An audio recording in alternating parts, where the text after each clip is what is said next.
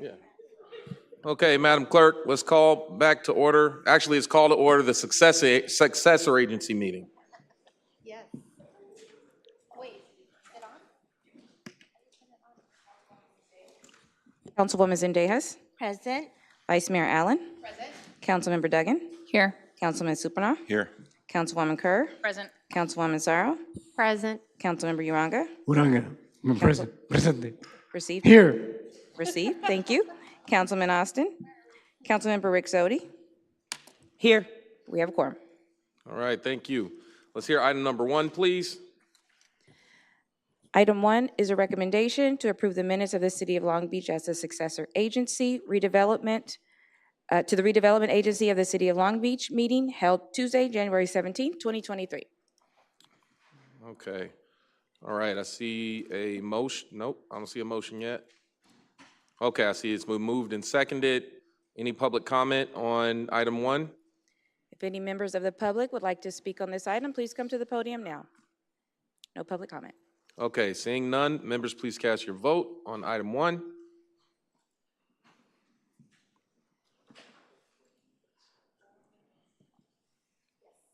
Councilwoman Zarro?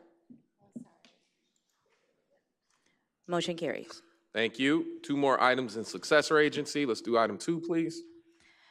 Item 2 is a recommendation to approve the draft recognized obligation payment schedule 2425 for the period of July 1st, 2024 through June 30th, 2025 citywide. All right. The motion is taking a little bit of time for me to queue, so when you see it, just nod me. Is the motion there? Yes. Okay, great. Is there any public comment? If any members of the public would like to speak on this item, please come to the podium now. No public comment. All right, members, please cast your vote. Motion carries. Item 3, please.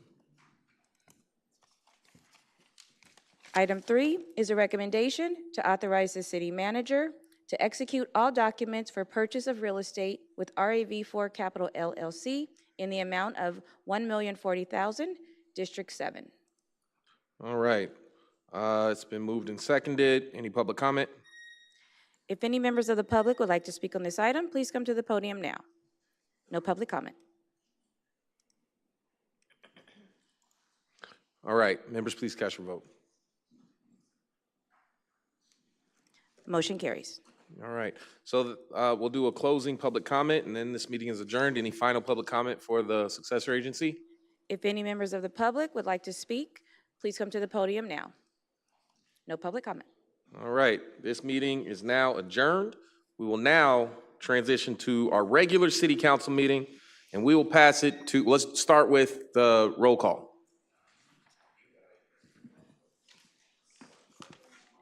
Give us 1 second. We're going to transition over. Okay, let me know when you're ready.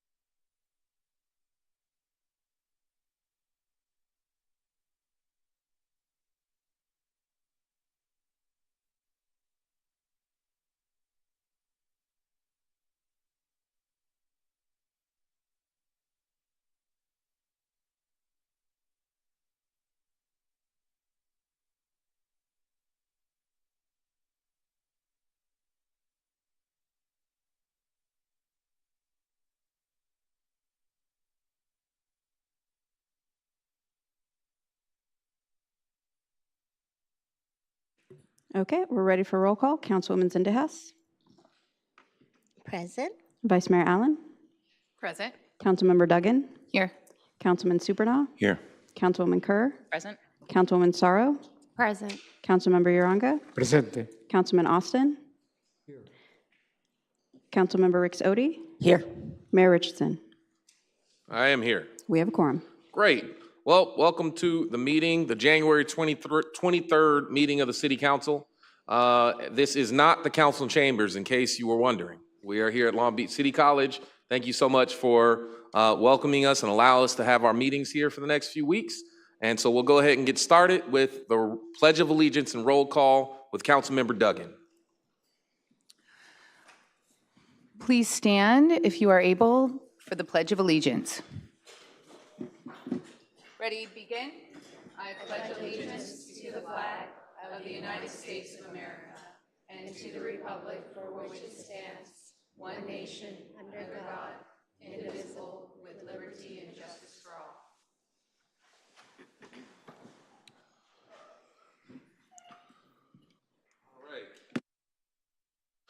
All right, thank you very much. Okay, so we have, let's see, not many items on the agenda this evening. Looks like 23 or so items on the City Council agenda. We don't have a presentation this evening, and so we'll start off and report out from closed session. Madam Clerk? Madam Attorney? Yes, Madam I'll Attorney, take that. Thank you, Mayor. We have no report from closed session tonight. Thank you. Thank you very much. Okay, and we're gonna now take up our consent calendar, items 1 through 10, and we're gonna hold to the side item 7, please. And we're gonna actually withdraw item 7, so 1 through 10, and withdraw item 7. Okay, so we need a motion and a second. Looks like we have a motion and a second. Is there any public comment on consent? There is one speaker, Shanti Jordan. Sean T. Jordan. So, okay, all right, so there's no public comment. Members, please cast your vote.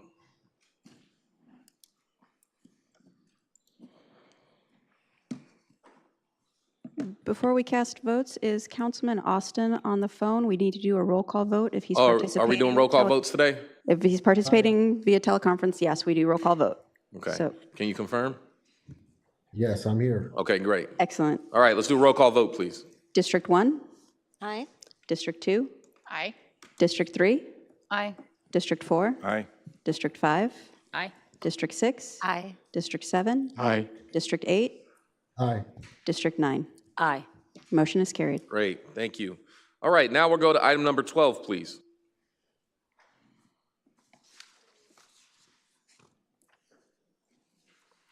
Item 12 is a report from City Manager, recommendation to receive and file an update on the cannabis tax relief plan, and request City Attorney to prepare an ordinance to reduce the cannabis cultivation tax rate and adult use cannabis retail tax rate, and add the pilot tax credit program provisions citywide. All right, thank you. So as a part of the FY24 budget, the City Council, under the leadership of Councilmember Ricks Odie's motion, proposed that we take a look at a pilot program to help sort of adjust the taxes on the budding cannabis industry in Long Beach to ensure that it's in alignment with the direction that the state of California is heading and creates more local economic opportunities in terms of jobs and those things. And so this is the follow-up staff's proposal for this cannabis pilot program. And so what will happen is we'll hear from staff, and then the council gets to provide feedback and any policy direction that we have. And once that happens, that will establish, they will bring back an ordinance to formally establish the pilot program. Ordinance typically requires 2 votes to two hearings in order to go into effect. And so I want to acknowledge city staff. I want to acknowledge Councilmember Ricks Odie for their leadership. And that said, we'll now start with the council presentation. Great, we'll turn to Deputy City Manager Grace Yoon and Valencia Mota, our cannabis officer. Great. Thank you, Tom. Good evening, Mayor and members of the City Council. This presentation, as the Mayor said, will provide an overview of the proposed tax relief plan that was included in the adopted FY24 budget and outlined in a memo that was released this past November. As a reminder on background, last April, council requested the city manager and staff to develop a plan that would provide some tax relief to the cannabis industry and also incorporate incentives that would promote community benefit, local hiring, livable wages, and fair labor standards. The general concept of the plan was included in the proposed FY24 budget, which was reviewed with the Budget Oversight Committee this past August. This presentation to the BOC focused on the potential budgetary impacts of the plan and disclosed the high-level structure of the plan that outlined the two-tier approach. One tier being a tax cut applied to everyone, and another tier being a pilot tax credit program applied for eligible participants. This broad plan and framework was adopted as part of the FY24 budget in September. Then in November, we issued a comprehensive memo that detailed the specifics of the plan, which will be covered and reviewed in this presentation. So, as the mayor said, today's presentation is not the request to approve the ordinance amendments that are needed to implement the tax relief plan. The goal of today is just to review the details of the plan, receive city council's feedback, and then we will return in the future with the necessary ordinance amendments to implement the plan. So with that background, I'll turn it now over to Valencia Mota, our Manager of Cannabis Oversight and Assistant to the City Manager, to go over the research and plan in detail.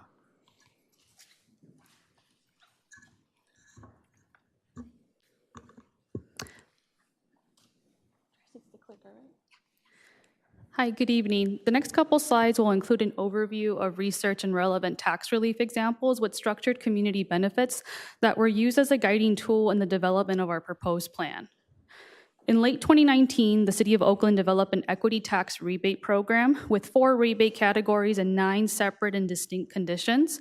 This is essentially a refund based on taxes paid for the previous tax year. The rebates amounts under local hiring, equity supply chain, workforce quality of life, and incubation range from 0.25% to 1.5% depending on the rebate conditions met.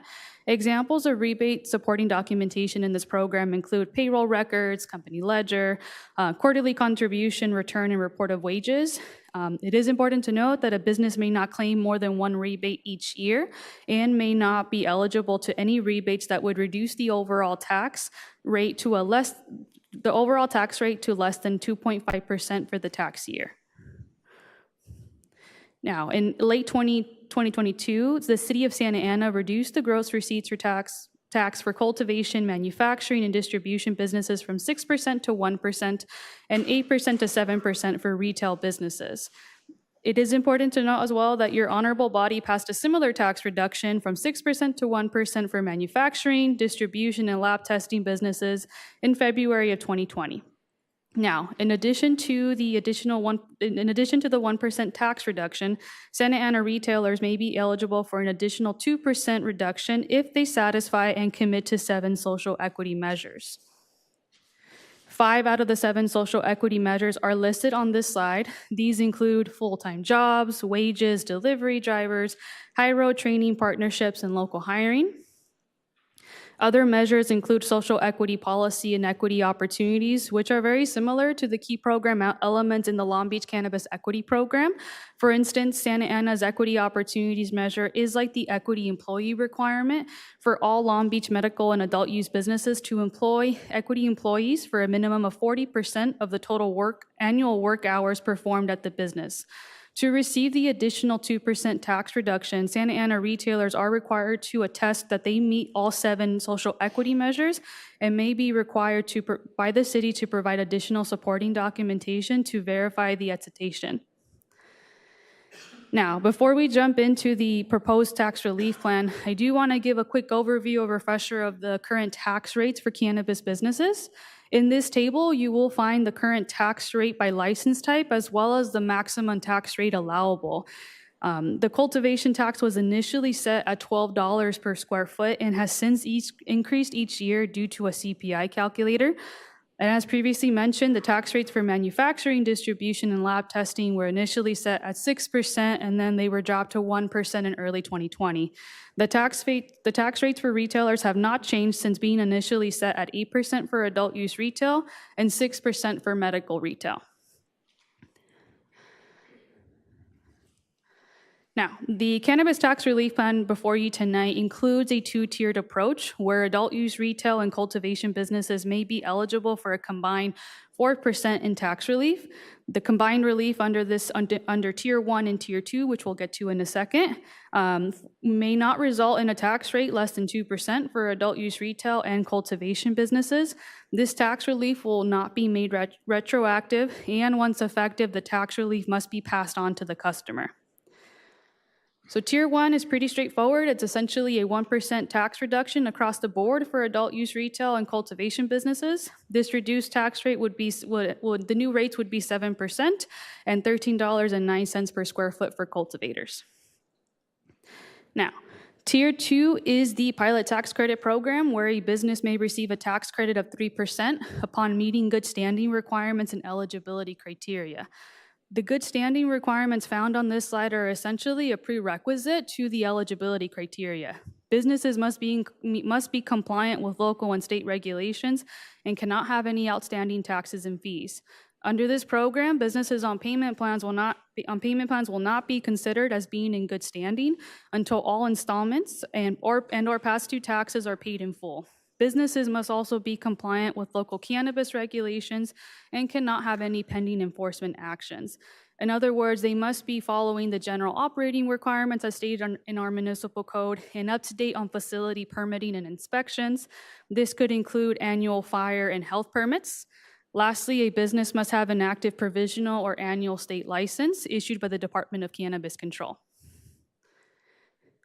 Now, learning from relevant examples, the eligibility criteria is intended to provide flexibility as opposed to requiring businesses to meet a laundry list of requirements. For example, a business would select 2 out of the 3 workforce quality of life criteria that best meets their hiring practices and business operations. Under the equity business support criteria, a business would select 1 out of the 2 options that best aligns with their existing community reinvestment and small business incubation plans as listed in our municipal code. It is important to note that the existing requirements in the Long Beach Code do not specify the number of hours of incubation support and shelf space allotted to equity businesses by a non-equity business. Therefore, the equity business support criterion is intended to address this gap and ensure that support is actively being provided to equity businesses.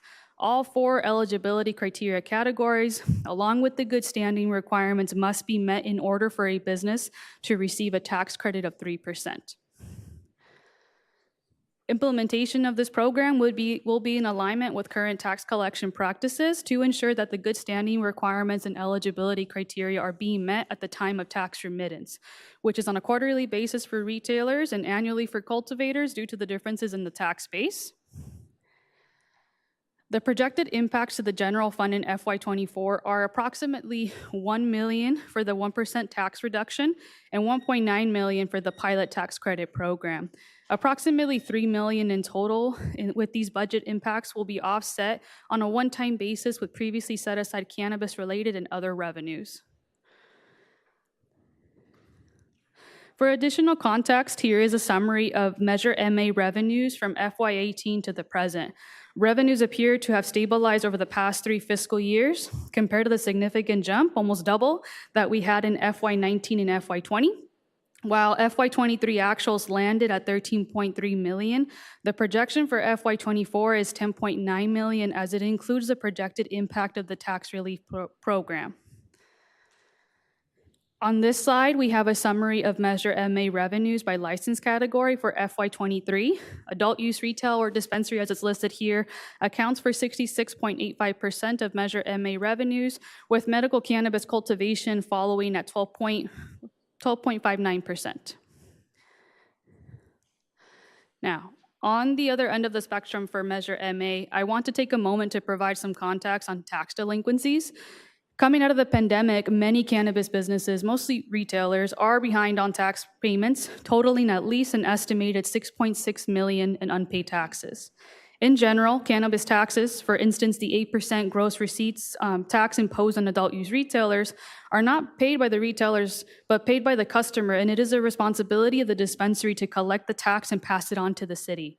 As part of ongoing collection efforts, businesses have been notified at least twice of outstanding balances, with payment plans being offered by the Department of Financial Management.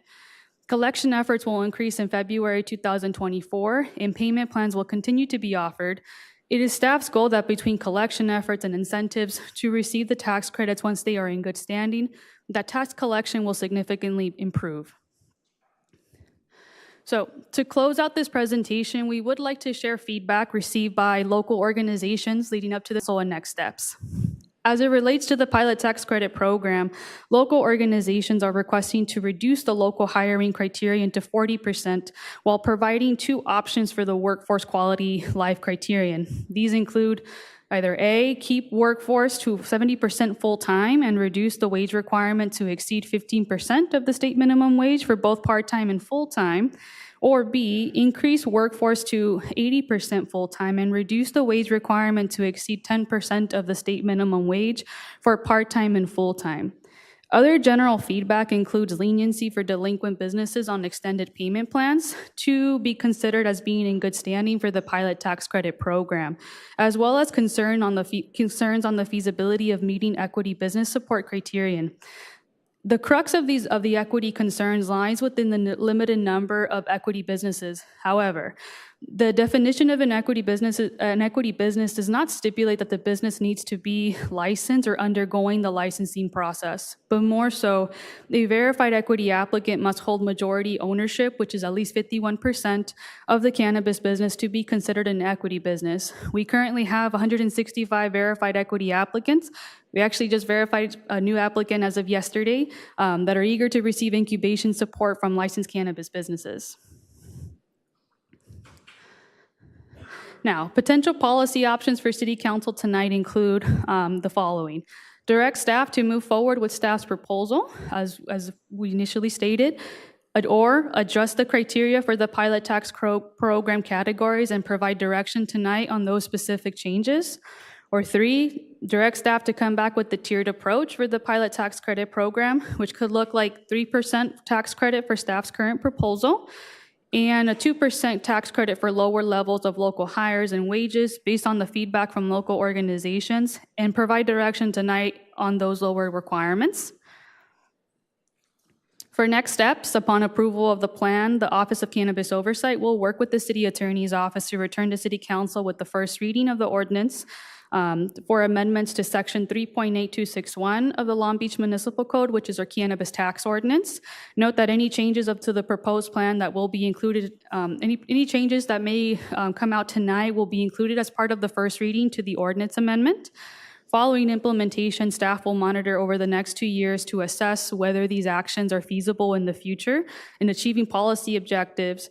Yes, and so I thank you so much, and I'm available for any questions.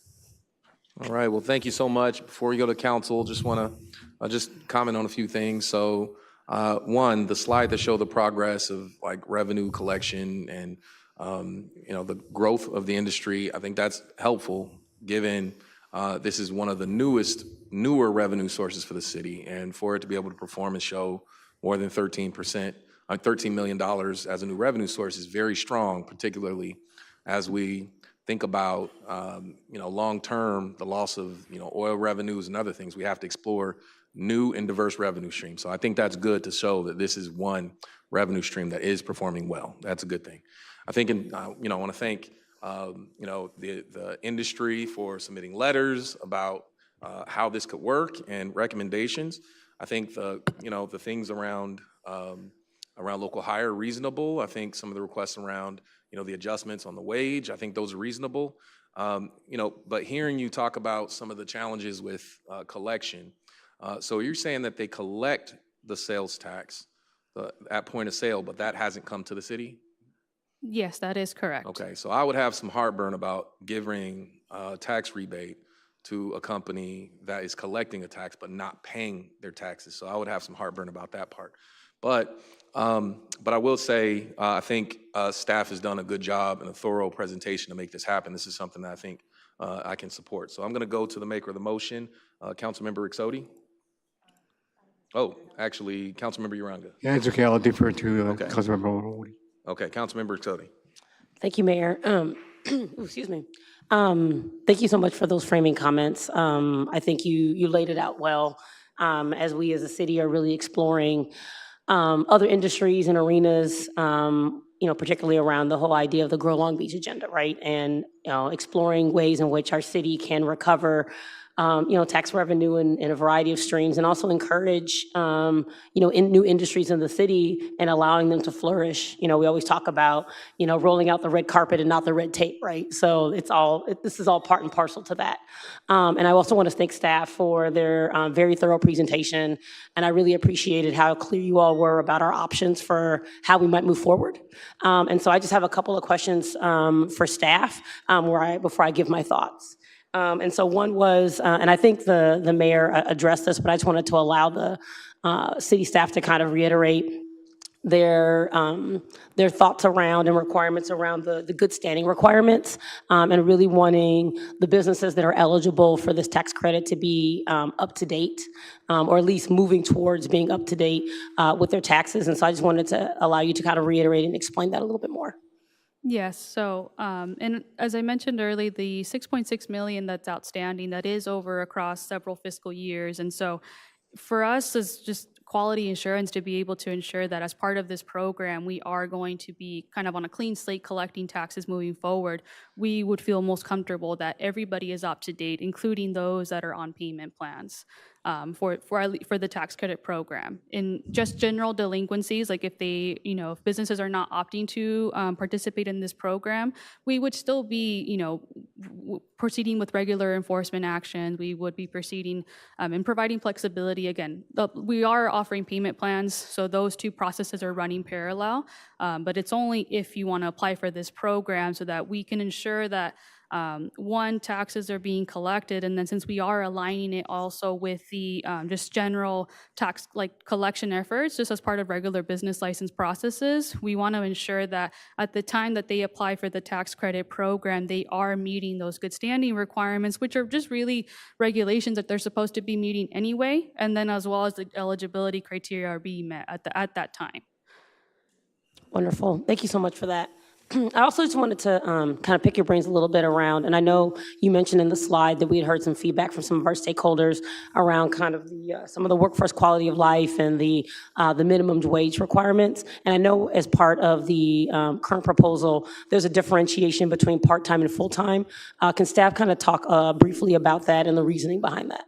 Yes, so we included that so that there is some flexibility for the businesses, because not every operation is the same. Their workforce may be smaller, bigger.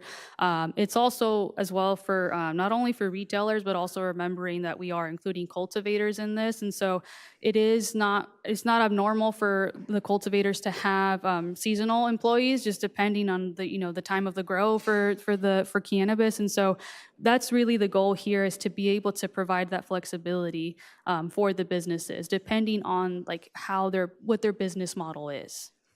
Understood. Yeah, I think in reading some of the letters and communications that we've gotten, I believe my council colleagues probably saw them as well. I think the biggest concern was if we do this kind of tiered approach with full-time and part-time, there was some concern that it might incentivize some of the operators to prefer part-time staff members right over full-time, and some concerns, about having a policy that incentivizes that as a city.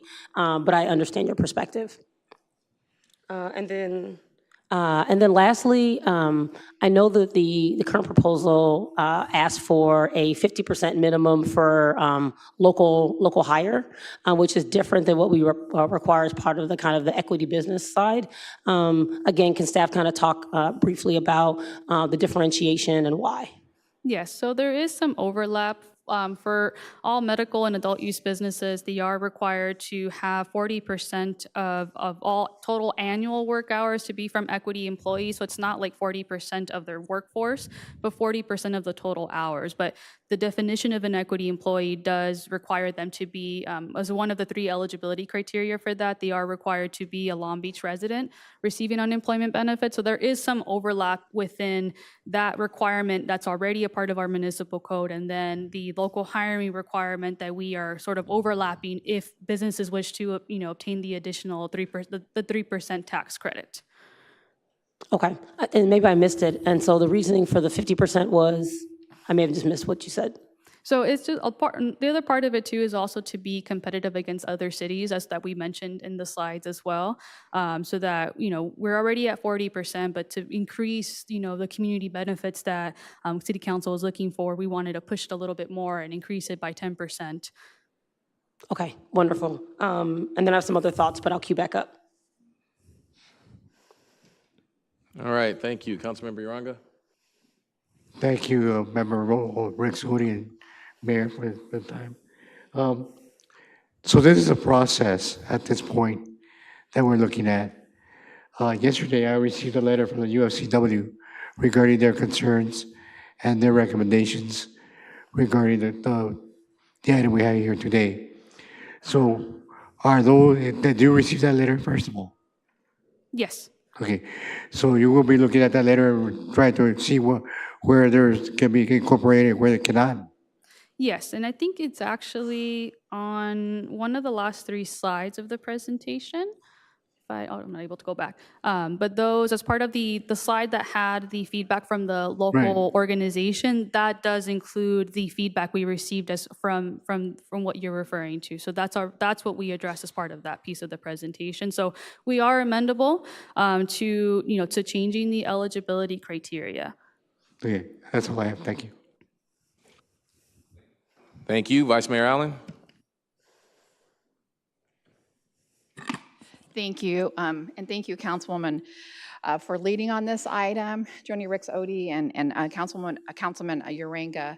I know this has been a long time coming, and I'm glad to see that we're here today and we're having this discussion. I've been on record several times on how cannabis industry is overtaxed and is burdened by various regulations. And I introduced an item back in 22 asking for a lower tax rate. And it's important to me that these businesses are treated fairly. So I do appreciate all of your work and your staff on this item. I think it's a solid proposal, and I look forward to hearing my colleagues' thoughts and suggestions. I would like to note that I do have a strong belief that if any businesses want to utilize the tax relief, that they have to be in good standing. So to hear that, upwards of, or somewhere around 50% of our cannabis businesses are behind on taxes is really concerning. So 6.6 and probably even higher than that is what's, because there's those that haven't even filed, so we don't even know. So, I mean, I don't know what that real number is, but it's significant. And if we had other industries, whether it's car dealerships, grocery stores, hotels not paying their taxes, we're in big trouble. So we have to make sure that we get that under control. And I know that folks are advocating for flexibility, but it's just my belief that there shouldn't be any flexibility until the taxes are paid. So my question to you is this. So the taxes, the relief that these businesses are getting goes directly to the consumer, which is great. So how does a business, what advantage do they have? Because they're not getting any tax relief. What advantage do they have to get their taxes paid and be on good standing? Because the tax relief is not going to them, it's going to the consumer. So how do we really, how are we going to address this? So it's just so I understand, the question is like, how does because the tax is not going to be paid by the consumer, it's going to, like, the benefit's going to be passed on, is like, what is the benefit to the business? Or just want to make sure I understand that correctly. And this might be a tough question. So I'm just saying, but if the tax relief is going to the consumer, not to the business, what would make a business want to be up to date on their taxes? And the reason this question comes, I'm not saying our local cannabis companies are doing this, but I was having a meeting on the state, and a lot of these businesses are not paying back their state taxes because they have zero interest rate. And so they're using this tax money to build their businesses or to buy other businesses or whatever, and they have a low interest. I don't know that that's happening on a local level, but I wonder with all of this, what's incentivizing a company to pay back their taxes if they're not getting the relief it's going to the customer? So yes, so on that point, the benefit would be that because it is so that just flat out they can keep their license, because what could happen is part of the enforcement, and we've had a gradual enforcement over the last 6 months, starting off with just series of emails and letters notifying the businesses like, hey, this is the delinquent balance on your account. And mind that there could be, for each business, they could have several licenses. So there's several delinquencies within that. And so the benefit would be that if once we start moving to more aggressive enforcement efforts, which could, on the more aggressive side, could be suspension, could be revocation. And so that's, I think, what at the end of the day, the businesses, they would not want their license to be revoked, because if they are revoked with us, or vice versa, if they get their license revoked with the state, they would not be able to operate within our city, because as part of our municipal code, we require them to have both licenses. So it's to safeguard that their business can stay open. Okay, thank you. That's all. Thank you, Councilmember Sorrow. Thank you, Mayor. I too have just a few questions to clarify around, more around exactly how do you calculate the shelf space in a business to determine like that 15% criteria? I know that in rooms you do square feet, but is that the same basis if? Under this program, we would base it off of like 15% of like say if they have just a very simple like 100 products on their shelves for display, it would be 15% of that would be from equity businesses. So it's really inventory then if you're basing it versus then shelf space. Yes, I think Okay. that would be the more correct way, yes. Okay. I'm wondering if you could clarify the language, because that made me a little confused about how you determine. So thank you very much. All right. Thank you. Next is Councilmember Zendejas. Thank you. Thank you for that great presentation. As I've been reading up a lot on this, I've realized that there's one thing that I always advocate for, and that is to make sure that we are really helping out, and this is a real equitable program, is to make sure that the barriers that are there that are limited and that are more like an incentive for business owners to be able to want to be in this program. I know that there has been a lot of talk about the taxes not being paid, and I'm wondering, just hearing Vice Mayor, I just realized that it's not just uniquely here to Long Beach. Do you know how other cities are handling situation like not having our cannabis businesses pay their taxes? I don't have specifics on like specific enforcement action that they're doing, but I know there are other jurisdictions just in conversation as part of our work, and as well as the state, or even just through regular enforcement actions as with our partners with the state. We are aware that this is a common issue in this industry, and it's not unique to Long Beach. Yes. What was the other part of the question? Just make sure I think I answered half, so I want to make sure I got the other piece. Okay, thank you. And so it brings me to think that one of the things that I would like to see is to see more like the incentives that we have in this program to be more visible. Maybe we can work on something like that. One of the things that I would also like to see if we can consider maybe extending the time of the taxes that are due right now with a promise to make sure that they are going to be paying taxes, because it's different, right, for every single business owner, how much taxes that they owe. And so I would like to see kind of it being considered, what flexibility looks like. I know that right now we're asking them to pay it within 6 months. Is that? So the enforcement action that we've done, or actually see Tara here, the enforcement action we've done in the past 6 months just includes like the initial set of notifications that have gone out to the businesses. But I actually do see that Tara's right behind me, so she can give us more specifics on like more of what's to come, just on general tax delinquency. Thank you. Good evening, Mayor and members of City Council. My name is Tara Mortensen, and I'm the Business Services Bureau Manager. And Business Services Bureau is responsible for the enforcement of the paying of this tax. And so the payment plan option that's going to be offered to the cannabis businesses, it's actually offered now. It's been offered for extended periods of time. But the plan that we're going to be making sure that we're making the businesses aware of that they're eligible for is to set up a flexible payment plan. So there will be with, like a period of time that the business license inspector can do, a next set where we can have authorization from the officer, the first rung of the management ladder can go ahead and approve it at this amount, and then we'll do that as we move up. There could be some businesses with small amounts and some businesses with extreme amounts, and so we'll want to make sure that we're tailoring the payment plan to them, but also making sure that we're being responsible for the city of Long Beach. So yes, there is a plan for flexible payment plans, and to my knowledge, I don't think we've actually publicized that it's only 6 months or only 3 months, so. Wonderful. Thank you very much. You're welcome. Thank you. Councilmember Austin.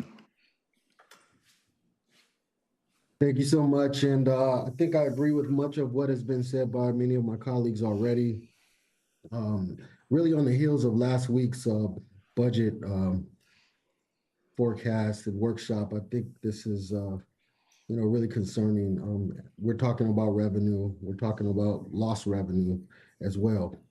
I'm encouraged to see that, like the mayor, over $13 million generated in the cannabis industry is very impressive, particularly if you look at what the time period has been. It's been very short, and the projections were never that much. I would just say that the over $6 million in delinquent tax fees are very concerning to me, and that has to be rectified. It has to be mitigated. And I'm really interested to hear from city management. I think we need to be aggressive in the recovery of those dollars prior to moving forward with any sort of breaks. I'd be also interested to know from staff how many cannabis retail businesses have failed since 2020 in the city, if we know? We don't have those specific numbers now, as the delinquent taxes are across several fiscal years, but we know that it is the majority are retailers. I believe second to that are distributors as far as the tax delinquency goes, but we don't have the specific numbers as far as dating back to 2020. Have we lost any businesses, cannabis retail or distribution businesses in the last 4 years? For retail, no. Distribution, I believe there has been some businesses that have closed. One of the other issues that we are dealing with right now is businesses that are going out of businesses, but they're not notifying us. And so we have sort of kind of like these ghost accounts where we're not sure like when exactly the business went under. I think it would be helpful for us to have that information, just to maybe go back through and reconnect with these businesses. And it's, what are we talking about, 50 or 60 businesses total? But I think it would be very, very informative for us to have that information, just to know, if businesses are not being able to be competitive, and why, if there's an exit interview as to why they went out of business, right? If it was because of the excessive tax rates or for other reasons. I think that's information that we should know. And I would just give my comment on the 15% proposal for retail equity business to have shelf space. I think 15% is modest. My question is, how would a consumer know that a retailer is an equity business? Or do we have an identifier? Is there like a blue ribbon or a green ribbon on the window to show that this is an equity business? Or are we looking at just doing it across the board and implement it in that way? So we don't have a requirement as of yet, but one idea could be for the shelf space and inventory requirement, could be just like a signage requirement for within the business that, something to the nature of, products from equity businesses are featured here. We have like a signage program as of right now where retailers can opt in to have a sign where it's basically saying we can buy legal cannabis, you can buy legal cannabis here. So that's just more of an advertisement to the consumer. So something similar like a placard could be done in this case to showcase that there are equity products in this business being sold.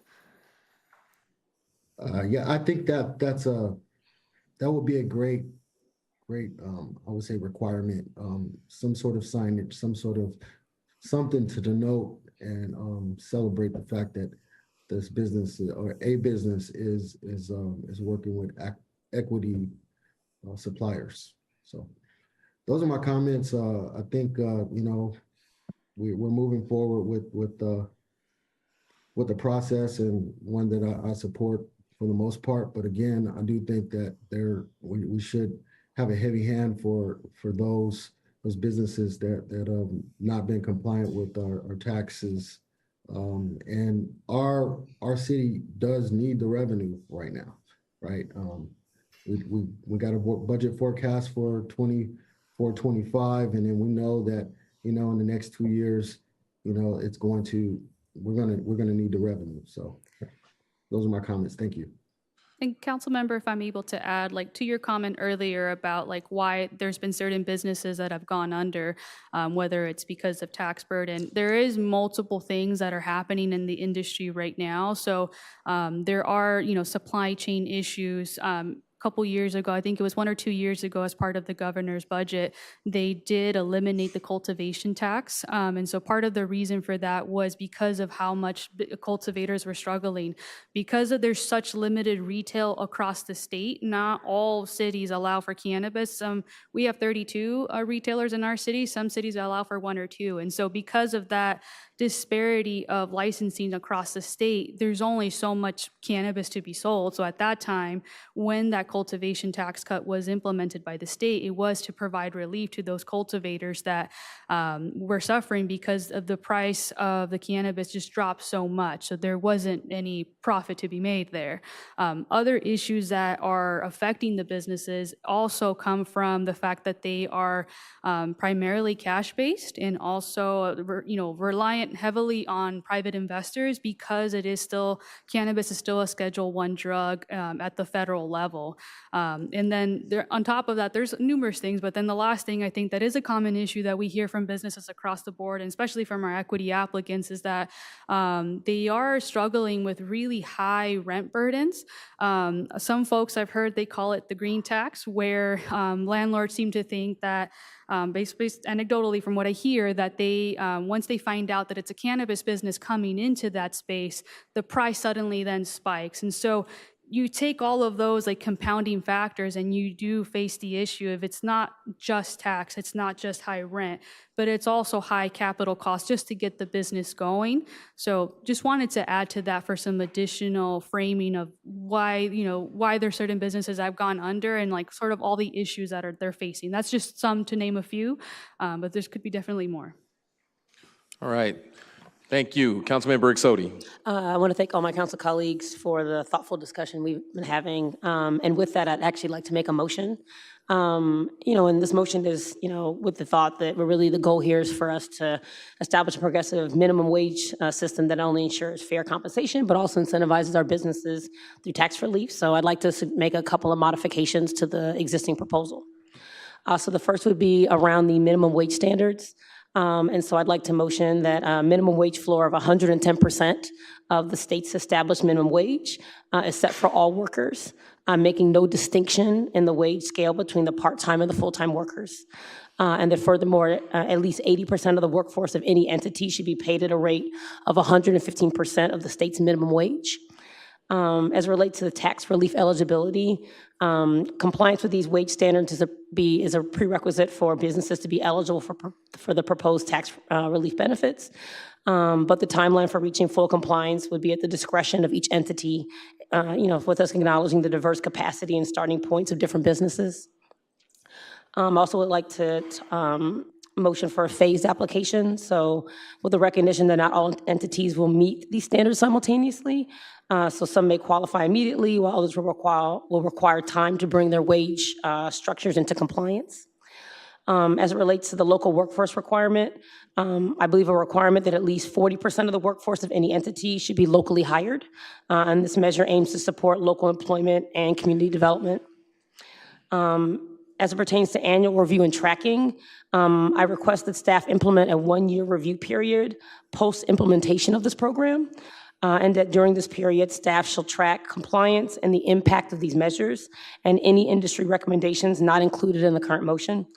This review will help us to assess the needs for any revisions or adjustments to the ordinance. And lastly, I'd like to request some clarification on the tax compliance.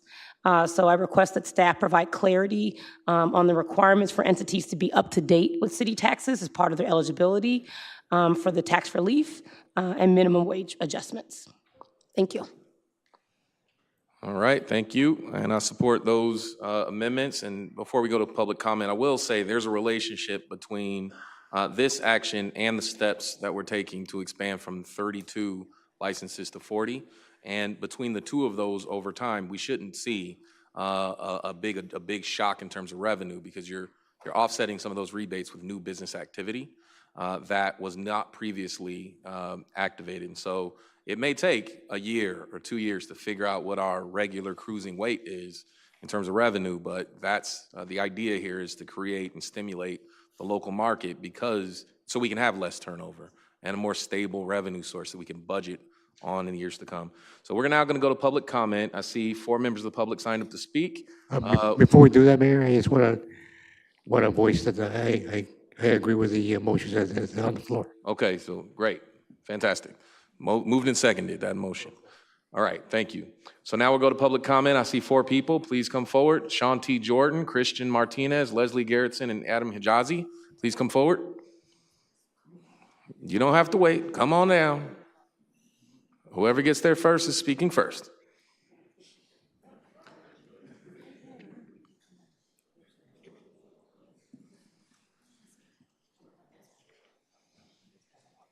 A little bit of a long road. Yes, sir. All right, yes, sir. please state your name. Christian Martinez. Good evening, Mayor, City Council. Christian Martinez, researcher, political organizer with UFCW, Local 324. UFCW is fully supportive of the motion put forth by Councilmember Joni Ricks-Odie. And so, many cannabis employers, particularly on the retail side, have already demonstrated their willingness to make these amendments, these investments in their workers and the communities they operate in. We've been having this conversation about the industry being overtaxed, and that definitely is a fact. And so, just to reiterate, some of the changes that we're recommending on the wages, we do believe the wage requirements are a little high as they're written right now.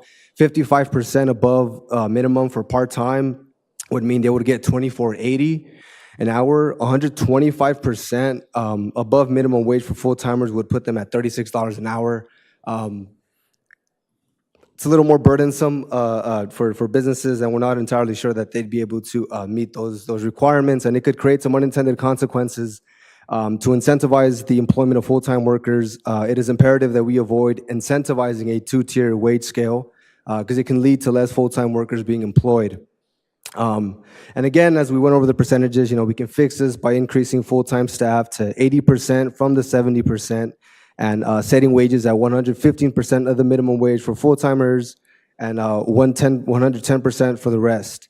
As far as the local hiring requirements, so again, we do believe that a 50% local hiring requirement could incentivize employers to lay off current workers who don't reside in Long Beach. And since local hiring requirements do not need to come at the expense of current employees, The city can prevent this by sticking to that 40% that's already required and then reassessing this measure down the road and make adjustments if necessary.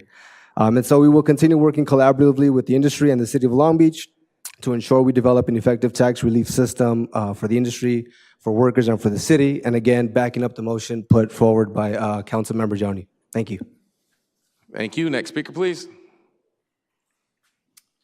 Good evening, Mayor, City Council. My name is Adam Hijazi. I'm on the Board of Directors of the Long Beach Collective Association. Been an operator here since 2009. First off, I wanted to thank all of the City Council, City staff, City Attorney's Office for working on this.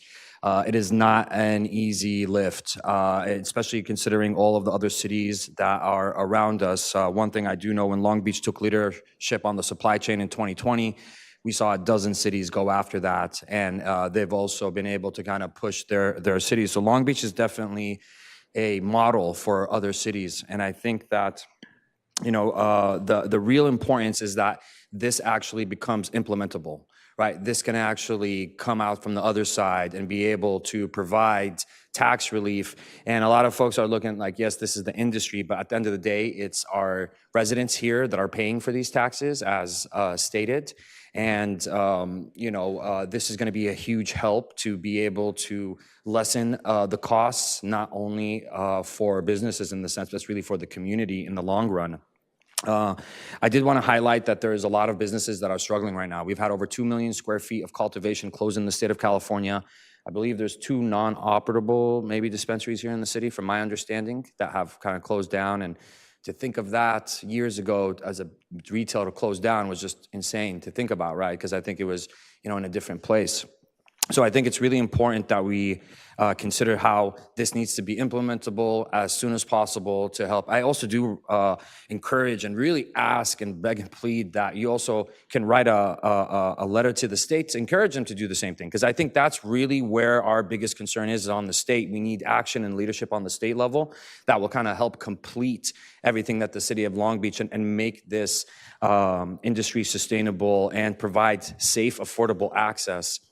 One thing in regards to the qualifications, and I will say, maybe a few years ago during 2020, all of the city businesses didn't have that much of a problem paying the taxes. I think there was the ability to have enough revenue and people were coming in, and they had no problem paying $13 million in taxes. But right now, on the downside, we'd like to support for those businesses. When we were doing good, we were paying the taxes. But when they're in a tough situation, we also want to look at them. It's not like they don't want to pay the taxes, but in a lot of cases, you find folks that are between wages and taxes, or security or other facility requirements. So similar to other taxing agencies, CDTFA, IRS, they do allow payment plans. I believe the payment plan right now is 5 to 6 months here in the city. If somebody owes $150,000, there's no way that they can potentially really make those payments. So we want to set them up where they can at least get that sustainability to stand on their feet. And as long as they're making those payments and in good standing, the CDTFA and other tax agency recognize that. So we hope that we don't potentially exclude 50% of the businesses. But thank you so much for being here today. All right, thank you. Seeing no additional public comment, we'll now take it back behind the rail.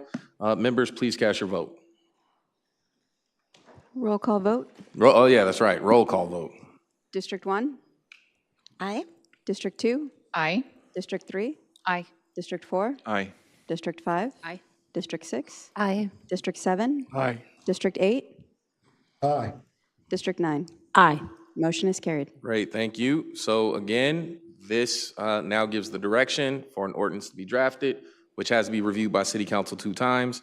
And just one note, the last speaker talked about advocating to the state. That's actually a really good point. The majority of the tax burden is at the state level. And Mr. Modica, didn't we already express or advocate for the state to look at this issue? Yeah, that's certainly been in our staff recommendations as we explored this issue, that really is where we should start. They affect everybody, and so then everyone's on a level playing field. I think given that in that lack of absence of motion, the council's done its part, but it's a great point to have that done for all cannabis industries in the state of California, to which the state can support that. Great, thank you. All right, we'll now move forward with, let's go to item 14, please. Report from Long Beach Airport, recommendation to authorize city manager to execute all documents necessary with authorized fuel providers at Long Beach Airport to implement an unleaded aviation fuel subsidy program at the Long Beach Airport in an aggregate amount not to exceed $200,000 through December 31st, 2025, Districts 4 and 5. All right, thank you. Before we go to the staff report and come back to two of our council members here, just want to kind of walk through what this is. This has been an issue the city council has been engaging in. The most recent effort kind of began in October 2022 to begin to talk about this issue and understand how complex it is. And I think the city's made great progress on this issue. From, initially it was, let's see what incentives we can put forward, reduction in fees, things like that. Then the steps to actually bring unleaded fuel to Long Beach. And the next natural step, obviously, is to make sure that there's some price, some equity here between the two. I think the issue has gotten a lot of momentum here recently with the efforts of both council members Kerr and Supernaw. And I also want to say, we know there's a lot more work to do in terms of advocacy, federally, and all those things. But let's make no mistake about it. We were very, very clear in recent years that there needs to be a plan and steps need to be taken. And this is a big step forward. So that said, let's start with our staff presentation. Thank you, Honorable Mayor and City Council. I'm certainly pleased to bring this item before you. Staff has looked really hard at what type of incentives per council direction on what we could do to really support the transition to unleaded avgas. And so we're very excited about this step again. As you know, just a few months ago, your approval of the SDC, the supplemental type certificate, which is what is needed as a first step. We're excited that we launched that program this month as council directed, and certainly pleased again to bring this item forward to provide a subsidy for fuel providers. Certainly we see a range. We see a $2 to $4 range in the cost of unleaded versus leaded fuel, and so this is to us another barrier that is potentially removed to really support this transition. So we look forward to your support. All right, thank you. Councilmember Kerr. Yes, thank you, Mr. Mayor and Director Guidry. I commend the airport for bringing this item forward, and we know it's vitally important for all of us and our constituents who live in the flight path of our general aviation planes, that we continue to take action to reduce the use of leaded fuel here at Long Beach. We know the dangers of leaded fuel, and we know that the availability and accessibility to an unleaded option has been limited and continues to be researched and investigated and improved every day. And so in the name of public health, we're really wanting to do everything we can on a local level. And this subsidy is the next right step. I'm so proud that our airport is taking measures at a hyper-local level. We know this is a national issue. We know this is a regional issue. But this council has been committed to putting our resources in a place that allow us to begin to decrease the use of leaded fuel. So the certificate program kicked off. We've got incentives on the way. And we're going to work with our local aviators. We know that we've done that, and we will continue to do that to ask them to do the right thing for the communities that a lot of them belong to. And so while there is more work to be done, and this plan has lots of steps into the future, commend the airport for finding the way to bring this item forward, and proud to support this motion. I just have a few clarifying questions as we move forward. Can you say again what the current price discrepancy is between unleaded fuel and leaded fuel? Currently, as I mentioned, it ranges, but right now it's about $4 difference. Okay. So it's pretty extensive. Okay, and we know this is a $200,000 allotment. We know that that doesn't cover every gallon of gas going into every single general aviation plane. Do we know the projected timeline? How excited are pilots? How do we help make pilots more excited to use this? So how long do we think that this budget allotment might last? So very good questions. We do suspect that this program will get us to roughly around mid-2025. So we do know and understand that the pilots, they're being educated. They're being asked to do something different. And so there is that that ramp up that we see over the next few months as they're continuing to get educated on the transition and the benefits of unleaded versus lead fuel. There are products out there that are still competing, but we have UL 94 at Long Beach Airport, and so just that communication and education is ongoing. And so what we're looking at is roughly about mid-2025. We're expecting at least maybe a 25% conversion. So as we're looking at that delta, and we're going to be watching that delta in the price over time, but ideally, that delta should decrease as time moves forward. Certainly, if it's more than that, we are excited and we want to continue to support that. We are looking at what the FY25 budget should look like as well. If we need to add more money or need to come back to council ahead of time for more money, we would be happy to do that. Great, I thank you for that. I think it's one of those situations where we don't want to let the perfect get in the way of the good. And so any conversion to unleaded fuel is a benefit and a health benefit for our community. So I thank you for that, and I thank you for being open to coming back to us sooner than 2025. So I'm pleased to support this and hope that my colleagues will support it as well, in addition to any additional requests if we run out of money. All right, thank you. Councilmember Supernaw. Thank you, Councilmember Kerr, for that assessment and those questions.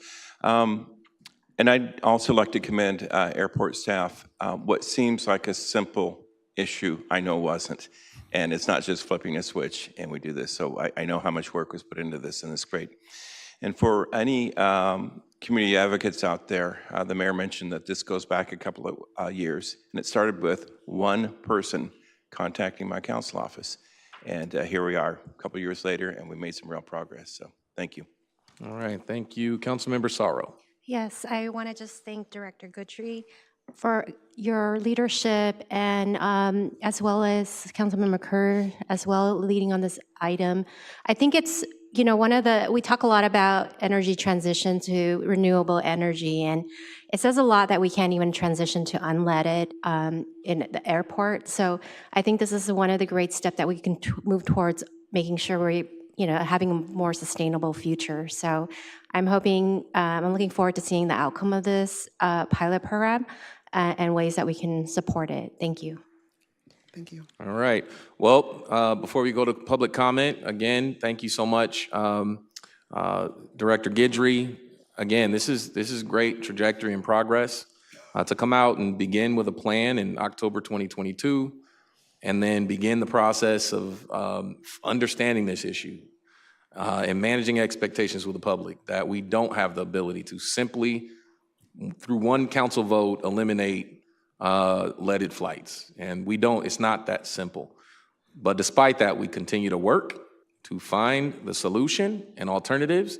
We're being very aggressive with the FAA on federal guidance. We have a seat at the table on those steps, but we are not waiting. We took that initial step to offer it.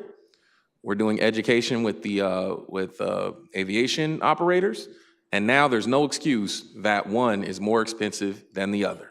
We are doing what needs to happen to make sure that a cleaner, healthier alternative at the same price is now available at the Long Beach Airport, and very few airports are offering this. How many in the state of California offer this subsidy? Mayor, I would say there's probably only 3 or 4 in the nation. That is doing this type of subsidy. So let's be crystal clear about that we are demonstrating leadership in California and in America. It is a federal issue. We're taking local action that didn't happen overnight. This is a lot of focus from our city council, our city staff to make this happen. And now we need the operators to do their part. So once this is available, we encourage all the airport partners and all of those folks to step up for our city. If you want to be a good partner and a good neighbor and a good operator in Long Beach, switch to unleaded fuel now. There's no excuse. Switch now. If you are fueling in other airports, that's different. But here in Long Beach, if you fuel here, you should be fueling cleaner fuel. Ultimately, we want to get to zero emission aviation. Long term, that's a bigger conversation, right? But for now, no more excuses, switch to unleaded. That said, let's go to public comment. We have 2 people signed to speak, Sean T. Jordan and Elizabeth Willis.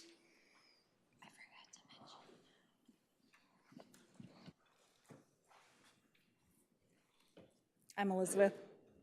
Thanks, guys. Well, thanks for your comments, Mayor. You said some of the things I'm going to say, but I feel like we still need to hear it. So I'd first like to acknowledge and thank your efforts to date to reduce the noise and lead pollution that our neighborhood endures every day and night, weekends and holidays. I have noticed that the airport is starting to give a slap on the wrist to offenders of the time parameters within our noise ordinance with regard to the pattern work, and I have noticed a decrease in the after-hours circling.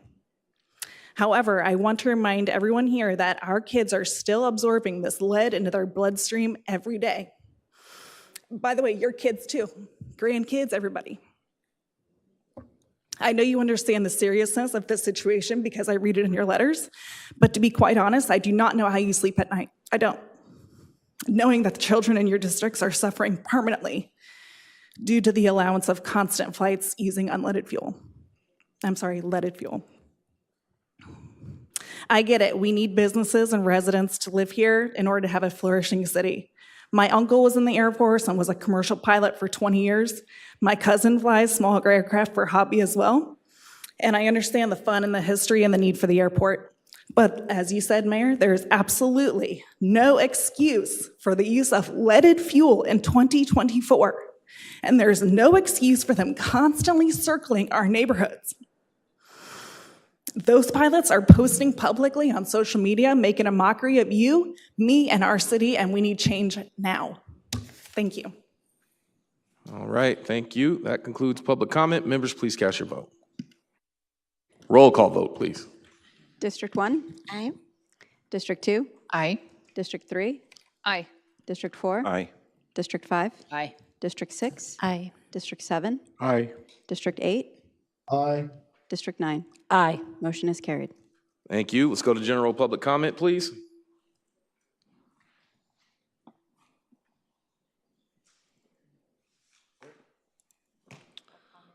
All right, so I see one person signed up for general public comment, Shanti Jordan. Okay, there's no public comment. Let's keep going. Next is item 13. Report from Community Development, recommendation to review the historic landmark nomination and determine whether to designate the former site or former fire station number 9 at 3917 Long Beach Boulevard as a Long Beach historic landmark, District 5. All right, thank you. It's been a long-term process, and so here we're going to receive an update from city staff on the status on historic landmarking of the historic station. Was it Station 8? 9, Station 9. Thank you. All right, let's go to staff. All right, thank you, Mayor and members of the council. It's been a long journey to get here, so it's a not short presentation, so I appreciate your patience, and I'll try to keep it going. So we're talking about former Fire Station 9, which was built in 1938. So what was happening in history in 1938? We were in the Great Depression, and we had a national program called the WPA that financed libraries, fire stations, police stations, municipal buildings all throughout the country as a way to revive the economy. We have several WPA buildings still in existence here in the city, and one of them is this Fire Station 9. In addition to being a WPA project, it was part of W. Horace Austin's work, was famous named architect here in the Southland. So fast forward all the way to 2000. Well, it's a beautiful history. We started receiving complaints, workers' comp, risk management regarding the mold at Fire Station number 9. The fire station, Public Works and Fire tried to rehabilitate the building, but in 2019 made the hard decision to vacate Fire Station 9. Initially, stations 13 and 16 took up the slack, and ultimately a temporary Fire Station 9 was established at the former Boeing property on Wardlow Road. Not a permanent solution because it's not actually in the right location from a service standpoint. 2020, we started the process to purchase a property on Long Beach Boulevard that would be right in terms of response times and location for permanent new Fire Station 9. In 2021, we started grappling with what do we do with the former fire station. So we held our first public hearing to demolish the building before the Planning Commission, but the Planning Commission demurred on that request and asked staff to go back to the drawing board to see, even if the city couldn't reuse it, what could be done in terms of reusing the building. So in 2022, we did exactly what we were asked by that commission. We sent out an opportunity for proposals to reuse the building. And to, unfortunately, we didn't receive any offers, but we did go through that effort. So in 2023, we were able to move forward with the new Fire Station 9 on Long Beach Boulevard. In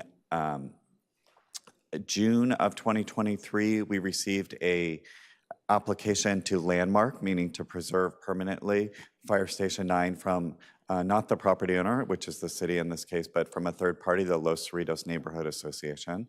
And then in July of 2023, we had better luck than 2022, and we had a number of offers regarding reuse of the fire station and acquisition of it. And we've discussed those individual offers in closed session, Council. So today, we're not talking about all those different transactions, we're talking about the historic question. So we received the application, and in September of 2023, the Cultural Heritage Commission held its public hearing regarding this matter. The staff recommendation of that hearing was not to landmark. We didn't make a recommendation, we left it up to the commission because there were strong arguments for landmarking, but there were strong arguments against, in this case, due to the issues with the building. But the CHC was very clear. They wanted to landmark the building, and they wanted staff to come back with legal findings and to talk about not just the exterior, but the interior. And in November, they took a 5-0 vote to landmark the building and designate both the interior and exterior as historic. So their recommendation was to preserve all the exterior features, to specifically call out 3 interior features: a reception room, the apparatus engine room, truss ceiling, and the fire hose tower. And then for anything else that it could be modified, but it would go through what's called HAPS photography, which is high-level photography for historic structures. And there was a former WPA plaque, and they asked that that be restored. So where are we talking about? This is a mid-block property, and it's small lot, small property. So adaptive reuse is a great option, because if you were to tear this building down and then try to put in a new building, it would be extremely challenging to fit both the building and any associated parking. So when we received the application to landmark the building, none of this was new to the staff. We had looked at the historic issues on this structure before, back in 2020, and we had received an outside consultant report that yes, it was eligible as a historic building, but that was different than the policy question of should it become a historic landmark that can never be demolished. So that review was done not by staff, by a qualified outside consultant qualified by the U.S. Secretary of the Interior. It acknowledged that it was eligible for listing, but even that criteria was based on the exterior of the building. So here's a picture of the building, and then the submitted application asked that we preserve the interior reception room, the doors, the lockers, the stairway, the apparatus room, the fire hose tower, and the vault. This is a copy of the original plans. Thankfully, we have a lot of originals here in community development, but we also have an amazing local history collection at the main library, and we partner with the Long Beach Historical Society, and between the 3 of us, we're usually able to locate original building plans. So here's site photography, so not a large fire station and not the way a fire station would look today, but a good example of what it would look like in the 1930s. So here shows you some interior. So this is going to be critical because definitely of its time. It looks like a fire station, but as we think about new uses of this building, we have to think about how these interior features would work under a new use, be it a bakery, a restaurant, a dental office, trying to breathe new life into this building. So amazing craftsmanship. This is one of the contested features. So this is in what's called the reception room. Those are built-in shelves and built-in fireplace. I don't think we put fireplaces in fire stations anymore, but they did in 1938. And definitely beautiful workmanship, but open question about how that relates to the future of this building. These are interior doors.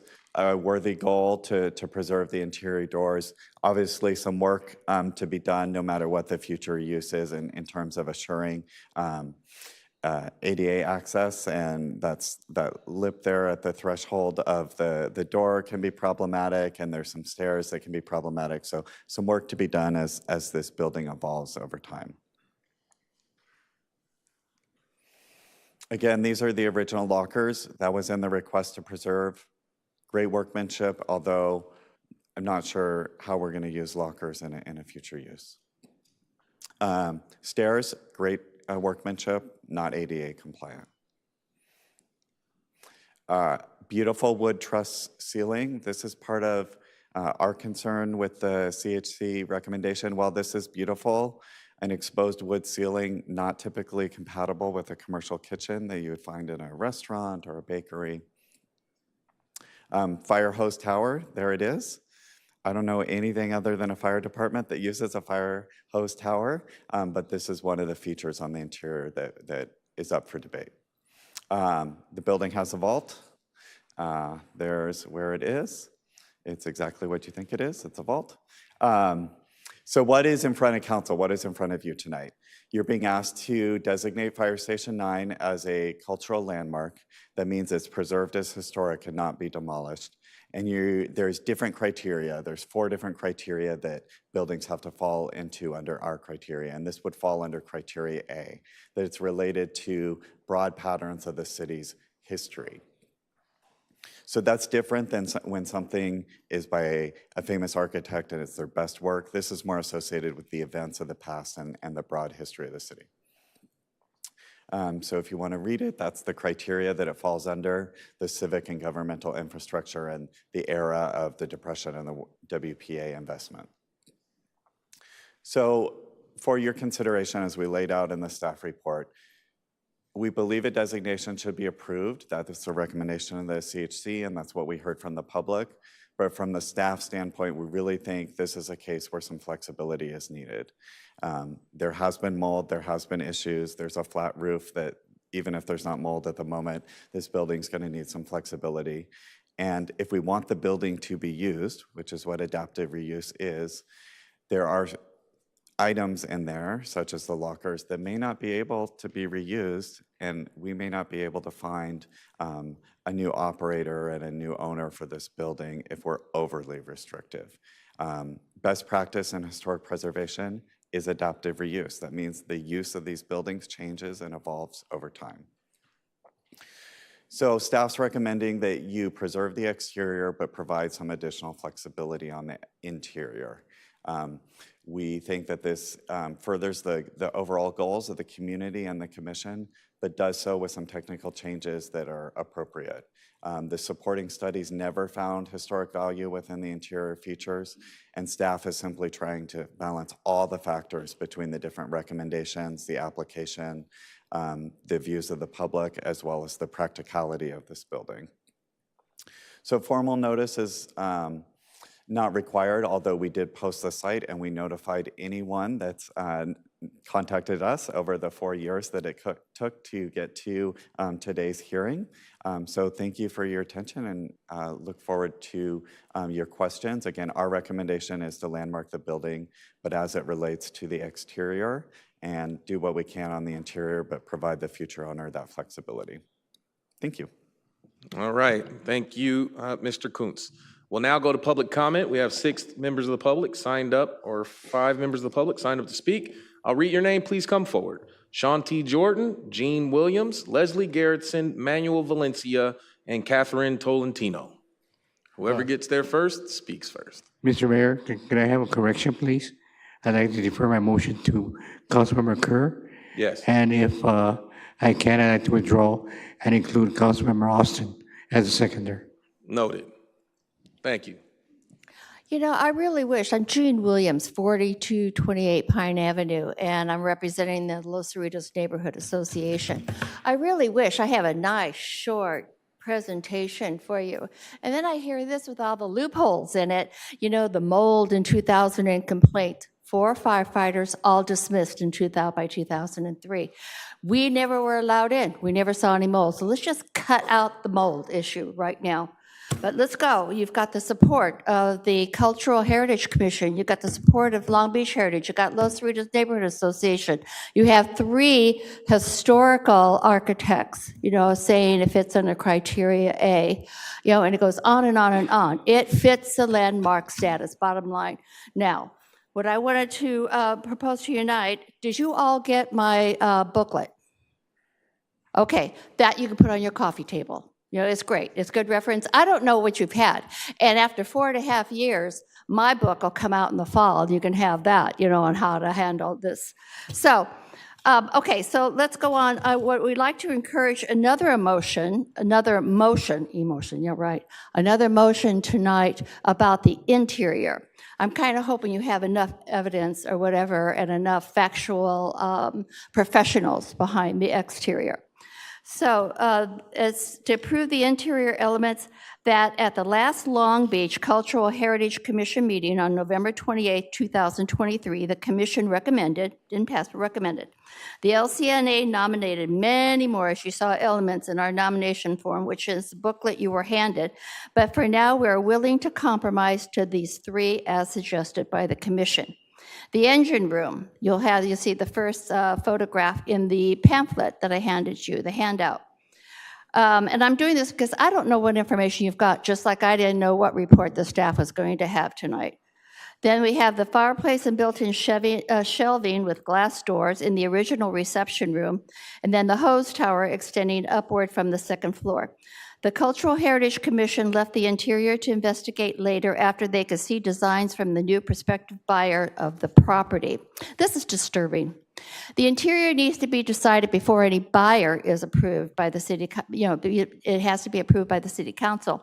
If not deemed historical, any buyer could conceivably gut the interior. What makes these 3 recommended interior elements favorable is that they connect to the outside walls. We understand such things as making a business innovative, for example, your American Disabilities Act. There are things like that. These 3 elements would not be a hindrance to that law. Examples of a destruction, when you haven't pinpointed historical landmarks, is like the old at the Pike, the carousel, the Lofts Carousel building. The roof was to be saved, but it's gone. You can't depend on developers and what they say and what they promise. The acres of books wording has been painted over. Details are needed to save historical landmarks.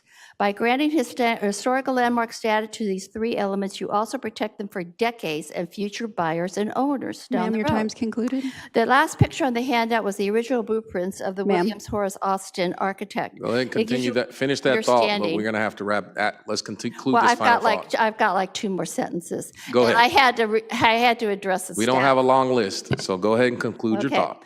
So, okay, it also shows all the interior elements that the LCNA wanted to prove as historical landmarks. Pictures of these can be found in the booklet. So, do you understand my concern? Please be sure it is not the buyer telling the city what will happen to the former firehouse, but the city telling the buyer. The interior has to be made historical before the sale is complete. Thank you. Thank you very much. All right, I called a list of names. I'm seeing one more. All right. Is there anybody else you should come forward from that list of names? All right, thank you. Is that Catherine? Okay, great. So Catherine, you'll be our final speaker. Thank you, Manny. Go for it. Good evening, Manuel Valenzuela, Executive Director of Long Beach Heritage, and just wanted to thank staff for the presentation and the report. We enthusiastically support the recommendation to landmark Old Fire Station 9. We do ask, though, that you consider, that you discuss including those 3 interior features that the Cultural Heritage Commission recommended. They took a long list of features suggested by Los Cerritos and pared it down to 3, what they felt were manageable and achievable. I think it's important to note that in the federal standards, the Secretary of the Interior standards, it allows you to tinker with those 3 items. So for example, in a worst case scenario, maybe that fireplace has significant mold and it needs to be ripped out. If you include the fireplace in the landmark nomination, then it will have to be put back as similarly as possible. If it's not included, the new owner could just say, tough, it's just going to be a plain wall. And I think I heard it mentioned so eloquently that details matter, right? Details matter, and details translate into dollars. It's why Budweiser filmed its latest commercial at Joe Jost, a Long Beach legacy business. It's why people visit coffee shops, historic coffee shops. Like, for example, a friend took me to one in Laguna Beach, Earth Cafe, in a beautiful craftsman home landmarked in Laguna Beach. And what we loved about it was they maintained the interior fireplace and the dining room cabinet, even though it was in a weird spot of the restaurant. But what was great that we noticed was in all the tables and chairs there in the restaurant, most people gravitated towards the historic fireplace and towards the historic dining room cabinet. So we think the details matter, the authenticity matters. I think people see it and want to stop and want to shop there and want to spend their dollars. So again, we enthusiastically support the recommendation, but we also ask that you consider the 3 interior features. Thank you. Thank you. Next speaker, please. Good evening, Council, Mayor. My name is Catherine, and my mom and I own Jame Bake Shop in West Long Beach. We were the ones chosen to possibly move forward with taking over the space. I wanted to just come up to emphasize that our priority is to make sure that we can create a bakery restaurant that's safe for our staff and community. The issue we face is that the historical designation could hinder our ability to create a well-planned, functional, and inviting space. The limitations proposed on both the interior and exterior may prevent us from completely addressing any mold, asbestos, and lead issues. It could also limit us from meeting any requirements set by Building and Safety, Health Department, and Americans with Disabilities Act. We do understand the importance of preserving rich history, and we're open to working with the Los Cerritos Neighborhood Association and the Cultural Heritage Commission to find a solution. But in order to create a safe environment for our business to operate in, we need the flexibility to address the issues that are present in the firehouse. Thank you for your time. All right, thank you. Okay, so we'll take it back behind the rail. That concludes public comment. I want to thank the public commenters, and I thought some, well thought out, well presented feedback, and I was really proud to hear some of this feedback. It was really good. I think it's something we can maybe work with. So we're gonna go to Councilmember Kerr, who made the motion. Yes, thank you, Mr. Mayor and Director Kuntz. I want to thank you for framing so eloquently the history of how we've gotten to the space today. We're not here to relitigate anything that's happened in the past, but to really move forward in a way that can preserve the integrity of the building, as well as bring a really exciting community-based business into the Bixby Knolls area. We know it's been said that the best way to maintain historical buildings is by keeping them active. In this way, adaptive reuse, as you said, Director Kuntz, is the best answer when it comes to transforming vacant spaces into something accessible and usable for the community.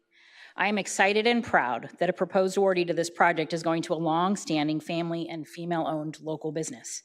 Jame Bakery originally opened in the Philippines in 1979, and they sought a better life here in the Philippines, and they brought their store here to Long Beach. The doors to the Long Beach location opened in 1993, and Catherine now manages the shop, as we just met, and both women work together to run the business. They've now been serving the Long Beach community by bringing their passion, culture, and delicious food to our city for over 30 years. Their products have utilized traditional techniques and family recipes for all of the nearly 45 years they've been making and selling food.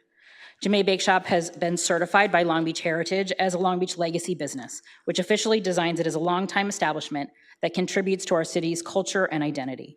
They've been recognized by Councilmember Uranga for their 30 years of service in West Long Beach and named November 2023 Small Business of the Month by Assemblymember Lowenthal. as we support endeavors of expansion into the small woman-owned and minority-owned business to serve even more members of our community and have an exciting new business, we want to make sure we're setting them up for success. We know, as they've said, that Catherine said she is committed to providing an inviting and functional space for the community to gather and enjoy while providing safety and security for the business that they propose in the space. She's committed to maintaining the connection to history, as they too bring a very storied history with them, and they hope to share and expand upon in the Bixby Knolls community. It's also important to understand the real implications and work needed in order to transform an old fire station into a functional, successful, safe, and healthy space for a business and restaurant.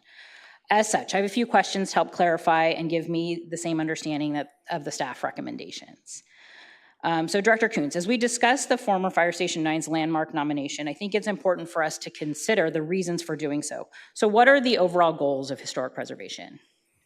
So historic preservation connects us to our past in a living way through buildings.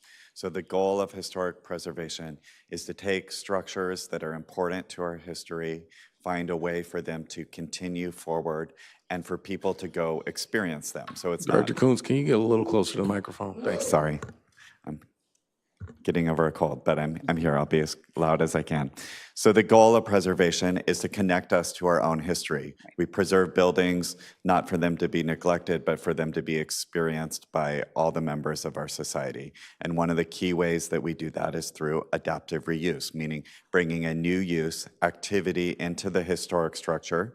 So you can come to that structure and you can physically, have an experience connecting you to the history of the building, bringing you all the way up through today with the business or residence that's activating the space in today's time. Thank you. And I know you talked about it in your presentation, so could you briefly just revisit what some of the drawbacks could be to requiring interiors to be preserved, and how might limiting that impact that adaptive reuse that you just talked about? Sure. So there's all kinds of, there's a spectrum of historic preservation, and there's local landmarks, there's state level landmarks, there's national landmarks, there's landmarks recognized by the UN as, the highest level of cultural heritage. This particular building, important, but it's at that bottom level, it's at the local level. So for our local landmarks, typically we preserve the exterior of the building and provide flexibility on the interior so that it has an active use. The risk when being overly restrictive is that the building may be preserved, it may not be demolished, but it doesn't have an active use, which means there's no owner taking care of the building. There's no activity happening, there's no connection to the building. We can't force someone to open a business, we can't force someone to buy a building. So if we're overly restrictive, we may actually not achieve the goal that we were trying to achieve through the protections. So it's not an abstract comment. If you get a chance to visit England, there's a community, Bath, which is just south of London. Amazing community, but they had to go through a whole journey where they had the strictest historic preservation rules in the world, and none of those buildings were being used. And they had to go through a process where they could find the right balance to get users in there and create tourism and have people experience those buildings through some flexibility. So when we look at our Long Beach context, we have more than 100 landmarks. We've been successful with historic preservation because we've struck the balance between preserving what's most important and what's very public and visible, while allowing flexibility on the interior. The only place that we regulate interiors are on some of our highest, most valuable landmarks, like our two ranchos, where we preserve the interior and the exterior alike because it's that connection to the history of what happened on the inside. For most of our structures in the city, we preserve the exterior, and there really was not compelling evidence or compelling reason to deviate in this case and preserve the interiors. But what we tried to do, there was a lot of interest in that, is build on the CHC's recommendation. What's in front of you in the staff letter is that there would be a requirement to first make an attempt to preserve the interior feature, to prove that there was some reason it couldn't be it a health code reason or an ADA reason, and then to do photography of that feature and then you would be able to modify it. So it's not, there was a reference to someone coming in and gutting the interior. That's not what's recommended. That's not what's staff is recommending to the council. What we're trying to do is find that correct balance between strict rules and having the building be able to live onward. I have one more question, but I know my time's expired. Okay. And in that same vein, we know that you will continue to see this business through the journey of development and codes and all of that.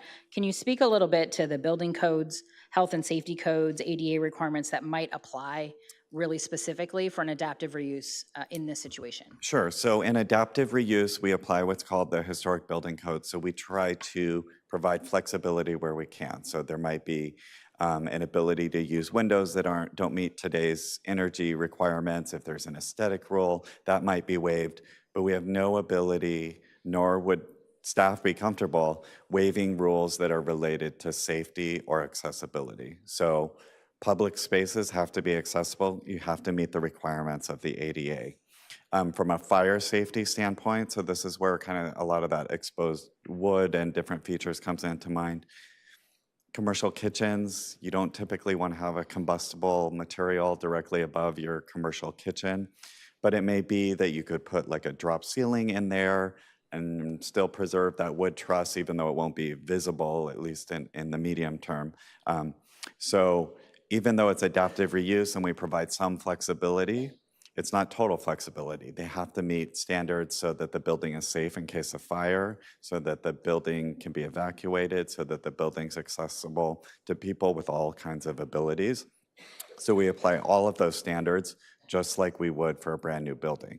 Adaptive reuse is a wonderful thing, but it's extremely challenging. And oftentimes for a builder, ends up costing more than building a brand new building. Which I know sounds counterintuitive, but it's because of all the complication of working with a structure that's 100 years old. Yeah. So we know that this building, I got my first bicycle license at this fire station. I toured it as a kid. It is in the neighborhood that I live. And I know walking by it and riding by it evokes memories that are deeply personal for lots of us in the community and those who have lived here for a really long time. But we're also really excited as we continue to build up the businesses in Bixby Knolls and welcome new businesses into the area. And for that reason, I move that we accept the staff recommendation. We ask that staff continue to work with the Historical Society and the Cultural Heritage Society and the new business to preserve what can be preserved and make accommodations when they can be done, except in those instances that you just talked, so that we can bring a great new business to the neighborhood. And I ask my colleagues' support. All right, thank you. Councilman Austin. Thank you, Mr. Mayor, and thank you, Councilmember Kerr. I am happy to second the motion, first of all. Secondly, I'd like to just say that there's no relation between myself and Horace Austin, the architect. And then third, I'd like to just address something that has been really an undercurrent of this entire the time that we've been dealing with this Fire Station 9. I don't think the mold damage in that building should be really questioned. It's no conspiracy. The city would not have gone through all that we've gone through in terms of cost, relocating firefighters, and even purchasing a new site for a new fire station, you know, if that building were to be able to be reused as a fire station. I want to take this opportunity to congratulate the neighbors for their unrelenting advocacy to preserve this building as a historic landmark. This is a win for you. And as a result, this building will be remain an iconic structure in our community.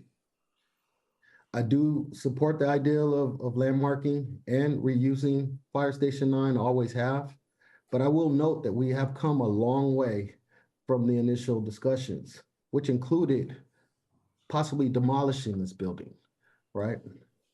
I think the vote we hopefully will take tonight, and our colleagues I hope will support, will be a vote that advances economic development, but also meets historic preservation at the same time. And that, in my opinion, is a win-win for our community and our city. And so I'm happy to support this motion on the floor, and we'll be voting in favor. Thank you so much.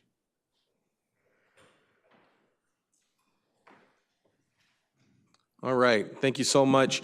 And before we go to Councilmember Yarnga, go ahead. I just want to extend my gratitude and thank you to Catherine and the bakery shop for stepping up and wanting to locate their shop there.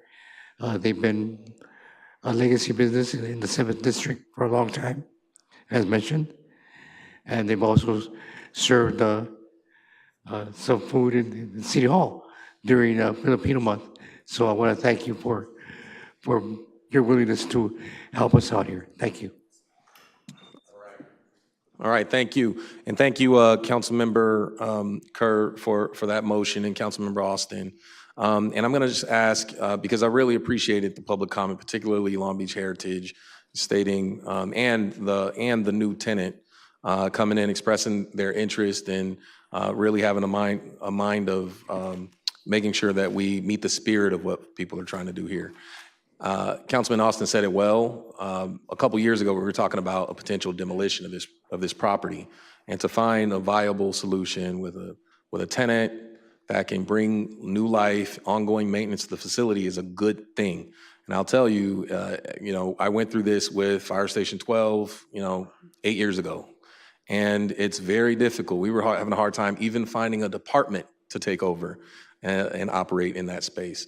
But when you give new life, and it started with just the council office moving in, and then ultimately, urban agriculture and all these other things, it brought new life. And the building and its surrounding landscape and all that is in much better shape today than it was then, even though we didn't have the resources to go through a full restoration, all of those steps. And so I fully support adaptive reuse. I want you to just speak to some of those, those 3 items brought up by Long Beach Heritage. I know some of them may be challenging, but ways that you plan to work with the potential new operator on, speaking to the spirit of what's trying to be accomplished here with those 3 items.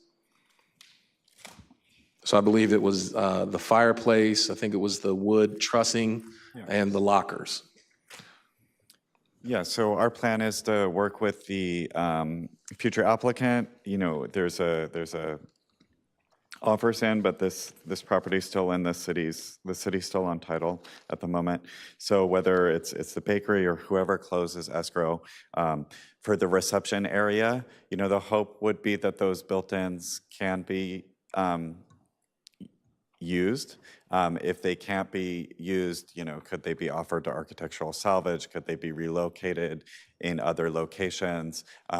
It's going to depend on the health licensing, and if it's a food facility, there are specific, requirements, and wood isn't a surface that you can use from a bacteria standpoint. So it's going to require some massaging back and forth with the floor plan, and hopefully we can reuse it. And if we can't reuse it, then it doesn't go in the trash. It goes to what's called architectural salvage. There's high-level photography that's done beforehand that goes into our possession, the public library's possession, but also the historical societies. And we're going to be informing Long Beach Heritage and our commission all along the way. The truss ceiling, it's beautiful. I hope that we're able to save it. But one of the ideas that we've talked about internally is if it's not consistent with sort of bakery back of house, that, instead of removing it, there may be a way to cover it. And then if 20 years from now that use changes again and it's a ballroom, there would be no problem with having the exposed truss ceiling, and you could take the drop ceiling off and expose it once again at that future date. So that is all part of our approach. And then,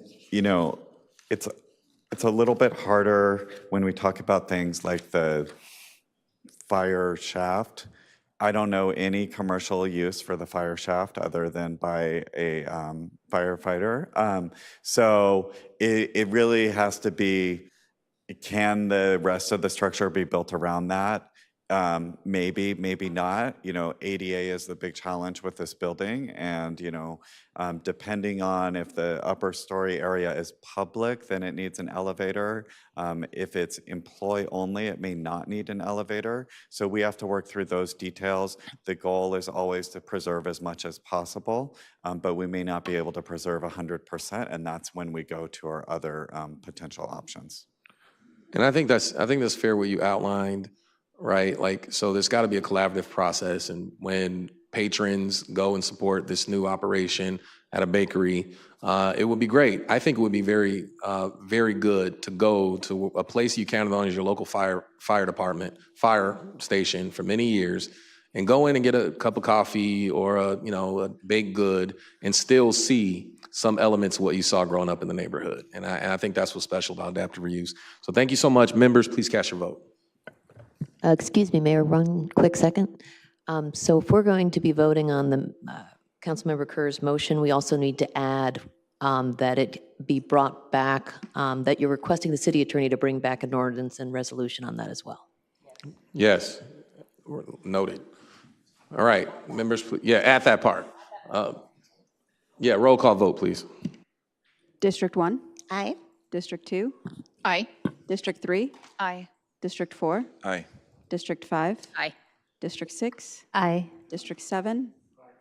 District 8? Aye. District 9? Aye. Motion is carried. Thank you. Item 21, please. Recommendation to request city manager to provide cost estimates and identify available funding to support the implementation of the 2024 Long Beach Pride Parade. Thank you. Vice Mayor Allen. Thank you. I was just trying to get that move. So thank you, Mayor. As you guys know, last year we celebrated the 40th anniversary of our Long Beach Pride and Festival, which for those that you attended know it was a great success. Pride is the second largest annual event in the city, bringing people of all ages into Long Beach to celebrate the LGBTQ plus community. As the third largest Pride Parade celebration in the state, this is a huge asset to our community. It brings people together, it promotes tourism, it helps build a stronger and more inclusive city. So I just want to say thank you personally to Councilwoman Mary Zendejas and to Councilwoman Megan Kerr for joining me on this item. Long Beach Pride is a Long Beach tradition. And I think it's important that we elevate our resources to support our longstanding events that uplift our LGBTQ plus community. Just to kind of give you a little bit of background, the organization is restructuring, and they're requesting assistance for the upcoming parade this year. So last year, the parade was held in the beginning of August, and now it's being moved back to May, which is what the community wanted. I know there's a lot of outreach that went into that, and so I know it's popular, and that's what the community wanted. But it did place a heavy burden on the organization because there's a lot to do in a shorter time frame to put this together. So what I'm asking is my colleagues to support this item for staff to help with the production just for the parade, not the festival for this year. So I look forward to seeing what staff brings back. And I also want to say that I will be supporting $50,000 towards the parade from my CD2 funds. So thank you very much, and I'm happy to see everyone here tonight.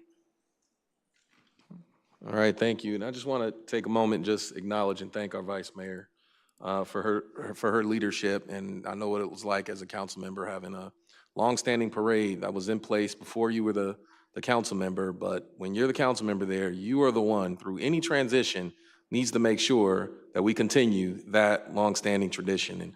And to be able to step up and identify an initial $50,000 to make this happen shows that you certainly have skin in the game. So thank you so much for your incredible leadership here. and I fully support the direction that you're heading with Pride. Next, we have Councilmember Kerr, or Zendejas, excuse me. Thank you, Mayor, and thank you, Vice Mayor, for the invitation to be on this item. I see that our Long Beach Pride Parade has a significant history here in Long Beach, and we are known for our Long Beach Pride Parade. And I think that it is easy for us as a council to support a historic event, a traditional event, like Mayor said. Again, I host the Dia de los Muertos Parade, and I know how much it means to the community to have that parade, just like I know how much it means to the community to have our Pride Parade. So I am absolutely in support of this and look forward to seeing what the city staff can come back and how we can continue supporting. Thank you. Thank you, Councilmember Sorrow. Thank you. Oh, Kerr, no, Councilmember, Yeah, go ahead, Councilmember Councilmember Kerr. Councilmember Kerr. Yes, thank you. Thank you, Vice Mayor, for inviting me to be a part of this. We know this is a significant event for folks of all ages and all backgrounds in this city. It is one parade where we know I see people from every part of my life, either on a float or at the festival or along the parade route, and it's one of the things that I'm most proud of being a resident of Long Beach to participate in. So thank you for this, and I look forward to staff's report and supporting in any way we can. Thank you, Councilmember Sorrow. Okay, thank you. Thank you, Vice Mayor, for bringing this item forward. And as well as the co-sponsor, I do know what it's like to make sure that we continue the important tradition in our district, as we were able to do the Martin Luther King Jr. Parade and festival. So I'm supportive of this item, but one of the things I wonder we can consider too is it takes a lot of work when events are done every year, and I'm wondering if there could be a piece where it could look at capacity building as well for Long Beach Pride, so that we can ensure they're able to have the support needed in order to be independent the following year, because I understand transition happened with leadership and capacity, and I do recognize there's some important members that have passed as well. But I think that that's where I want to make sure we also support in that process in whatever way we can. All right, thank you. We'll now go to public comment. We have, let's see, 1, 2, 3, 4 members of the public signed up to speak. Sean T. Jordan, Tanya Martin, Deborah Kahukeli, and Elsa Martinez. Please come forward.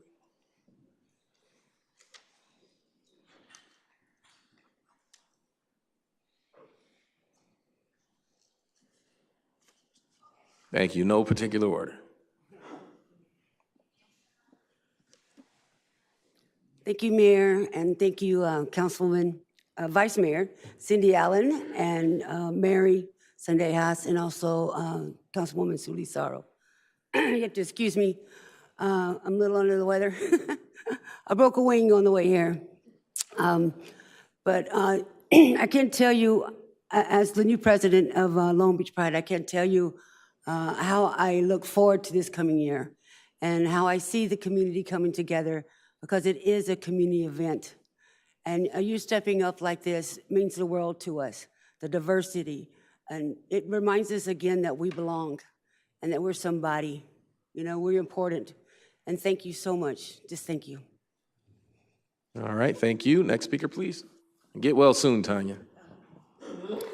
Hi, good evening, Mayor, council members. I had a whole speech written out, but you know what? I didn't want to repeat everything everybody said, but hearing what you guys had said, and Cindy Allen, thank you, Mary Zendejas and Kerr, and all the rest of you too. I know everybody knows that the Long Beach Pride Parade and Festival are not just one nonprofit organization's event or parade. It's the cities, it's the communities. And that's what we're all here for, is that we're here needing help, and you guys are understanding and visualizing that, and we really appreciate this all, because this isn't just for one community, it's for the entire, communities from all over come here. And this is an icon for the city. Thank you. All right, thank you. Next speaker, please.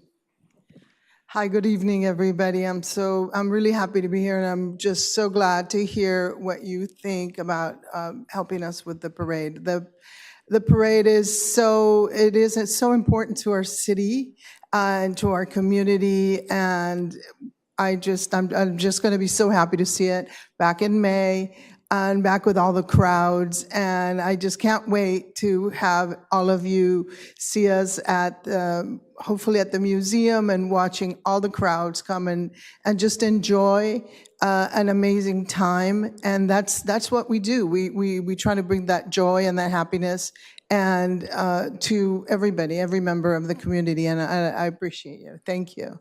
All right. Thank you, Elsa, and all of members of the public to speak publicly. I want to ask city staff to just provide some comments, a little bit of context on next steps. Absolutely. So we know how important this is to the community and to the council. Oftentimes when we get these reports, we work on them over a couple of months and bring you back a solution. This one needs to go very, very quickly. So we've got about 4 months if we're going to take it on. And we've got to start contracting right away to get the barricades and others. So we have had some good, fruitful discussions with the Pride group and kind of understanding the difference it would be when the city comes in for a year. So I'm just letting the council know I do need to kind of hear tonight whether if you're voting for this is really for us to take that next step, and I will identify the budget solutions. Thank you so much to the Vice Mayor. That makes a huge difference, putting some divide by 9 at that level towards it. And we'll come back very quickly with some solutions and start working on the contracting. Absolutely. So what we're doing here, we are acknowledging the transition that's taking place with Long Beach Pride. We know this is a big citywide priority, landmark sort of event.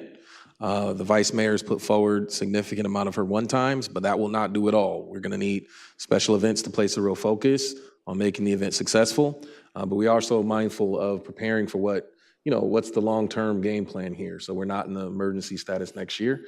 So thank you for raising that issue, Councilmember Sorrow.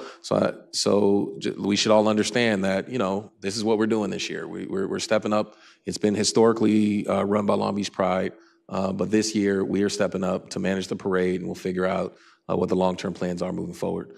That said, members, please cast your vote. District 1? Aye. Oh, yeah, roll call. That's right. District 2? Aye. District 3?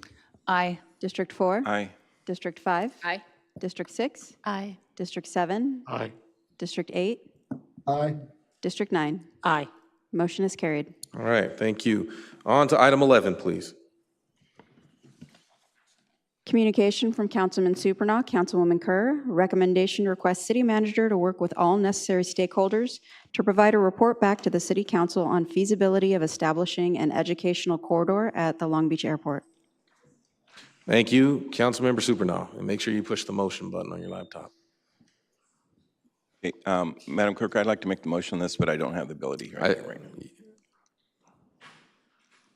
So moved by Supernaw, second by Kerr. Please proceed.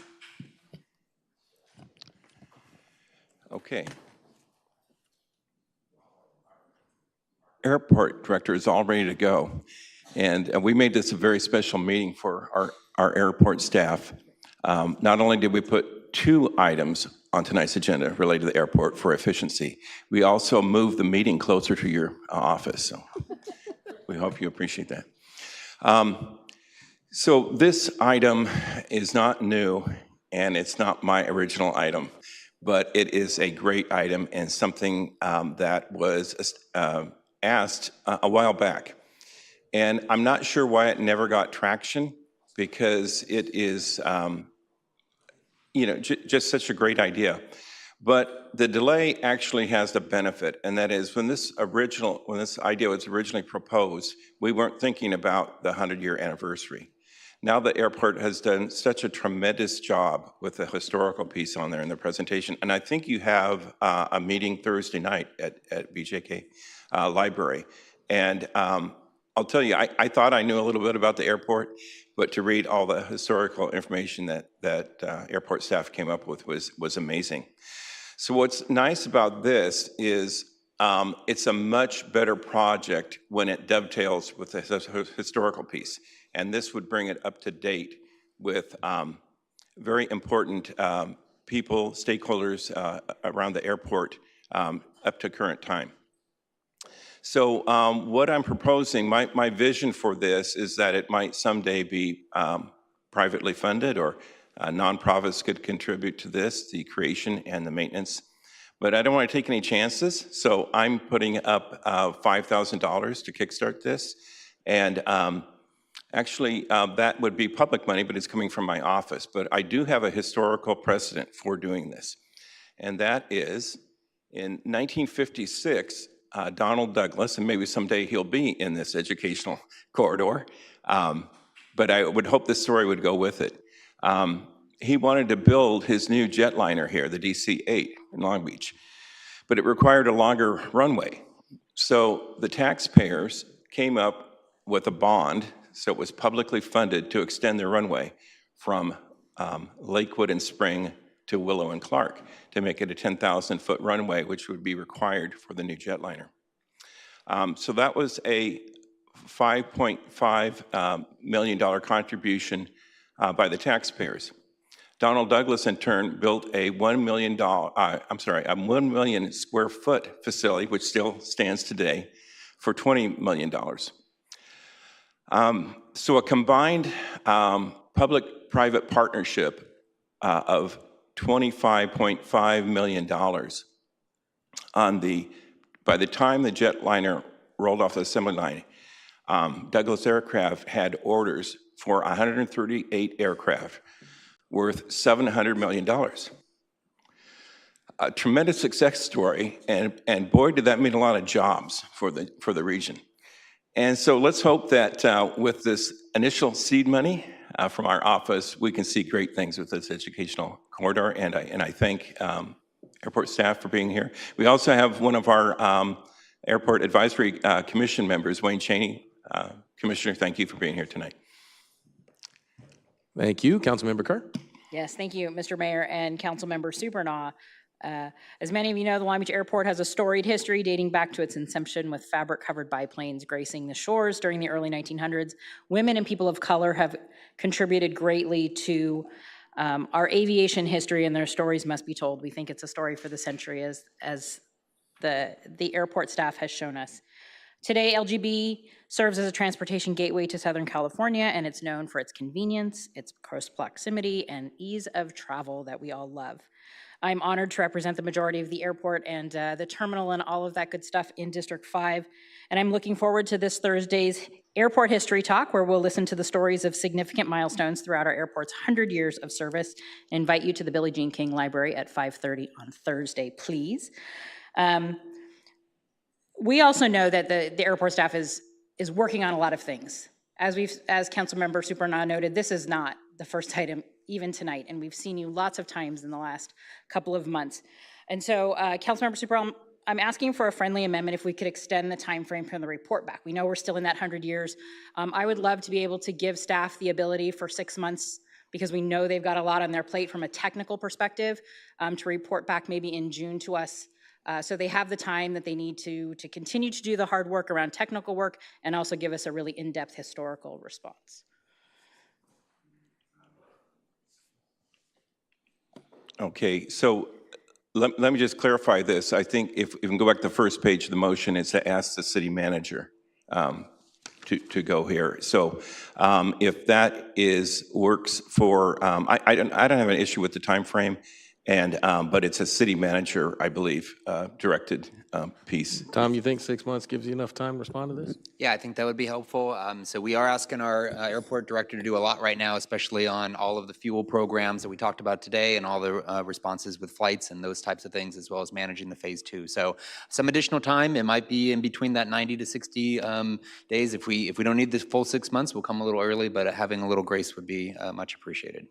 Okay, so I'm happy to accept that friendly. And I'd just like to add, because I mentioned Donald Douglas, which is probably a no-brainer, but my vision is to bring it up to date. And this is not my decision, but just throw a few names out there. We had a mayor, Ernie Kell, who actually was a pilot and had a plane called Spirit of Long Beach.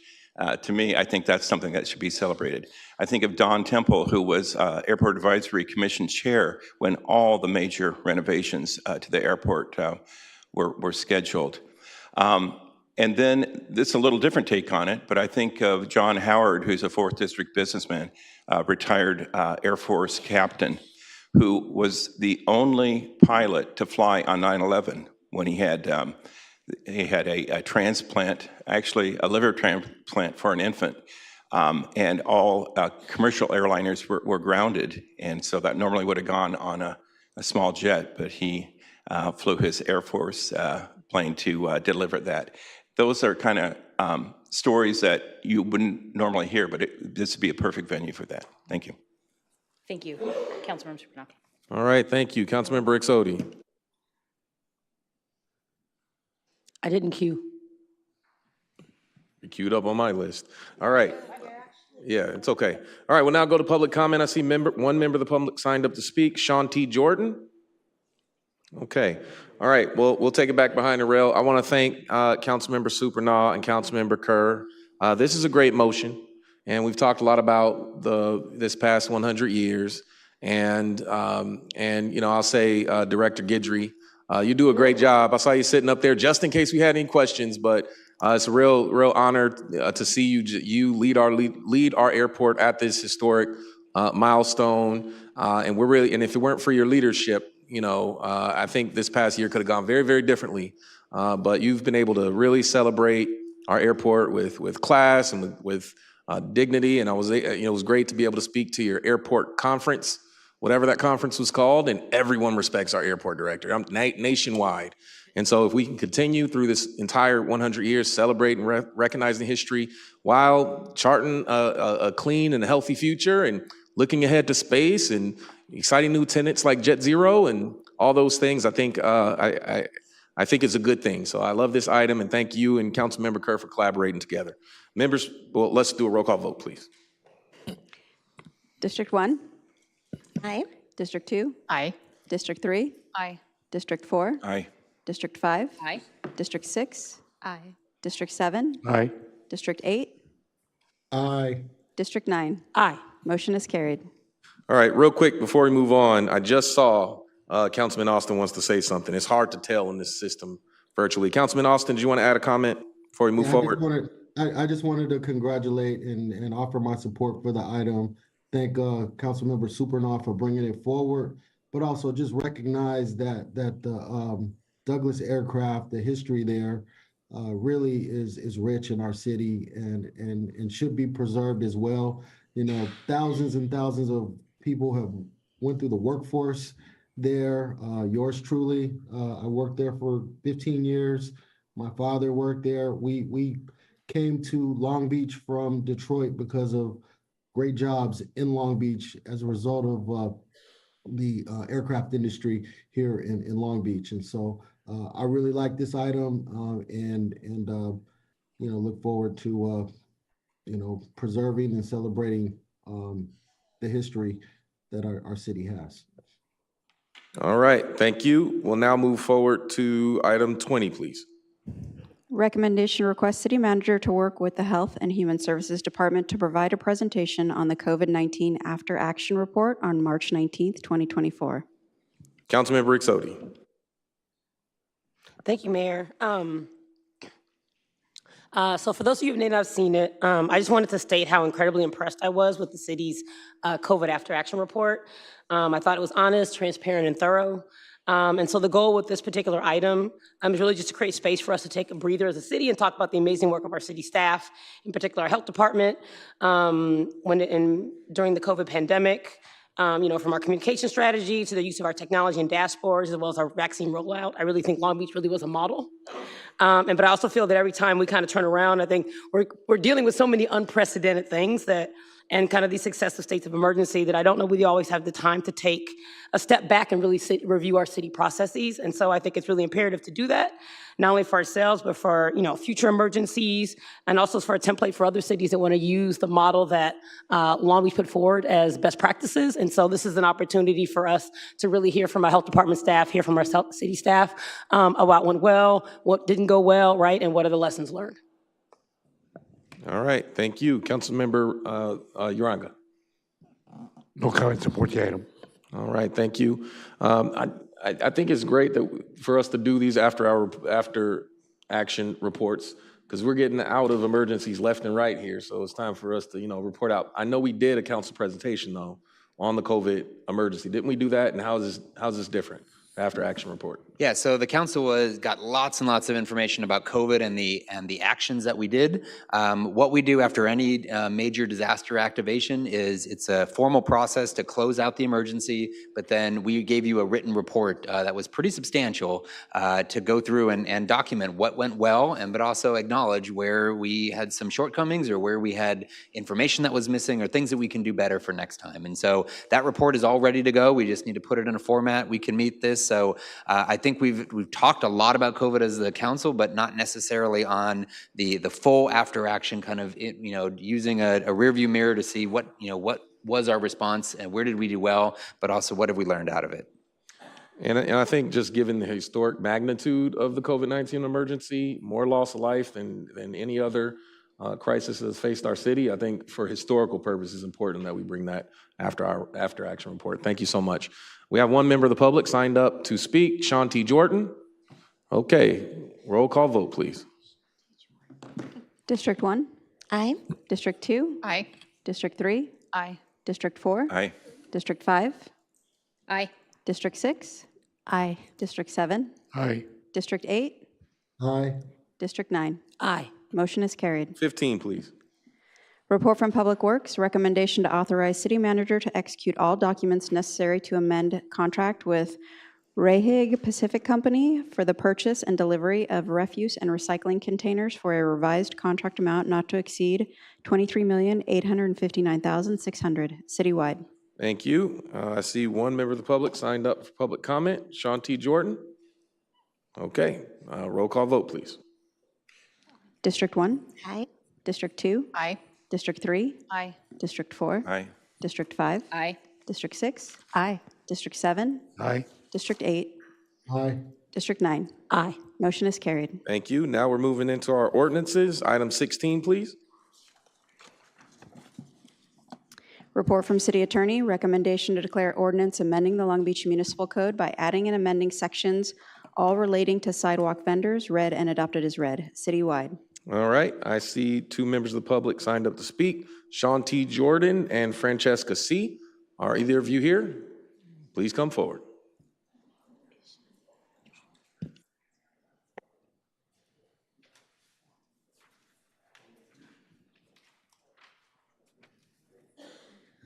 Good evening. I'm here to speak on behalf of street vendors in support of our street vendors here in Long Beach. I am concerned that while the conversation has been about welcoming street vendors, this ordinance appears to do the opposite as it stands right now. Council members did not really seem to take into consideration a lot of the concerns voiced by residents, many of which included street vendors as well. Many voiced the feeling of the lack of follow-up to concerns led to them feeling dismissed. The number one concern is cost. The city of Los Angeles saw the impact of high costs negatively impacting street vendor communities, and reduced costs was something that resulted in more street vendors having accessibility to our communities. So I'm wondering why Long Beach has not really addressed the consistent concern over cost. I know that there has been a call for supporting street vendors through a grant that was received, but if you do the math, that's just not enough.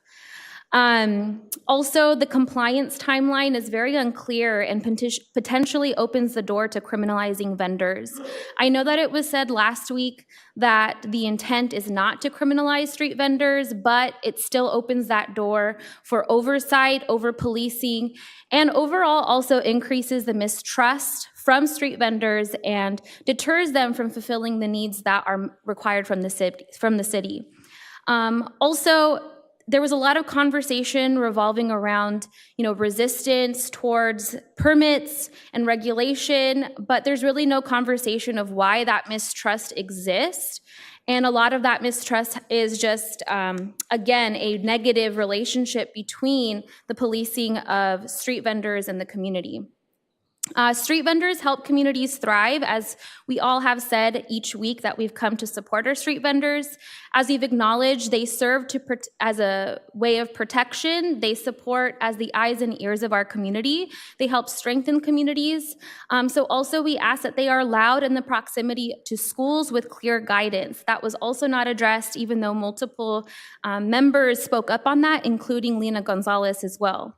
I want to end with a quote by an urban planning scholar, Veronica Crossa, which says, "Some important questions that should be answered are how are discourses around chaos and order constructed and reproduced in everyday life? How is the notion of order symbolically and morally constructed? And what role do street vendors play in these constructions?" So as we talk about ordinance, I say that we ask the city to reflect if these policies are truly about helping our city and acknowledge the legitimacy of street vending, or is it to reinforce a constructed idea of order? Because there's been a lot of rhetoric that seems to criminalize and paint our street vendors in a negative light. Thank you. All right, thank you. Let's have a roll call vote, please. District 1? Aye. District 2? Aye. District 3? Aye. District 4? Aye. District 5? Aye. District 6? Aye. District 7? Aye. District 8? Aye. District 9? Aye. Motion is carried. 17, please. Report from City Attorney, recommendation to declare ordinance adopting zoning code amendment that repeals Long Beach Municipal Code Section 21.45.170.L, read and adopted as read, citywide. All right, one member of the public signed up to speak, Shanti Jordan. All right.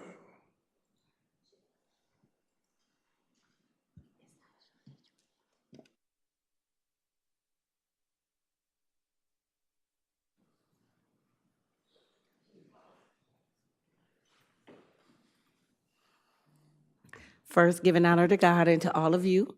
I just want to say I'm not really for this zoning and this the vendor situation, because we have so many homeless that's already on the streets. How do we support vendors and the homeless are on the streets? I just don't understand. So I'm just not opposed. I just oppose. Thank you. Roll call vote, please. District 1? Aye. District 2? Aye. District 3? Aye. District 4? Aye. District 5? Aye. District 6? Aye. District 7? Aye. District 8? Aye. District 9? Motion is carried. Thank you. 18, please. Report from City Attorney, recommendation to declare ordinance of the City Council of the City of Long Beach adopting the 2023 Military Equipment Special Order of the Long Beach Police Department, creating a policy for the funding, acquisition, use, and reporting requirements for military equipment as mandated by Assembly Bill 481, and declaring the urgency thereof, read and adopted as read, citywide. Thank you. This is the second reading. I see one member of the public signed up for public comment, Shanti Jordan. All right, roll call vote, please. District 1? Aye. District 2? Aye. District 3? Aye. District 4? Aye. District 5? Aye. District 6? Aye. District 7? Aye. District 8? Aye. District 9? Aye. Motion is carried. All right, item 19, please.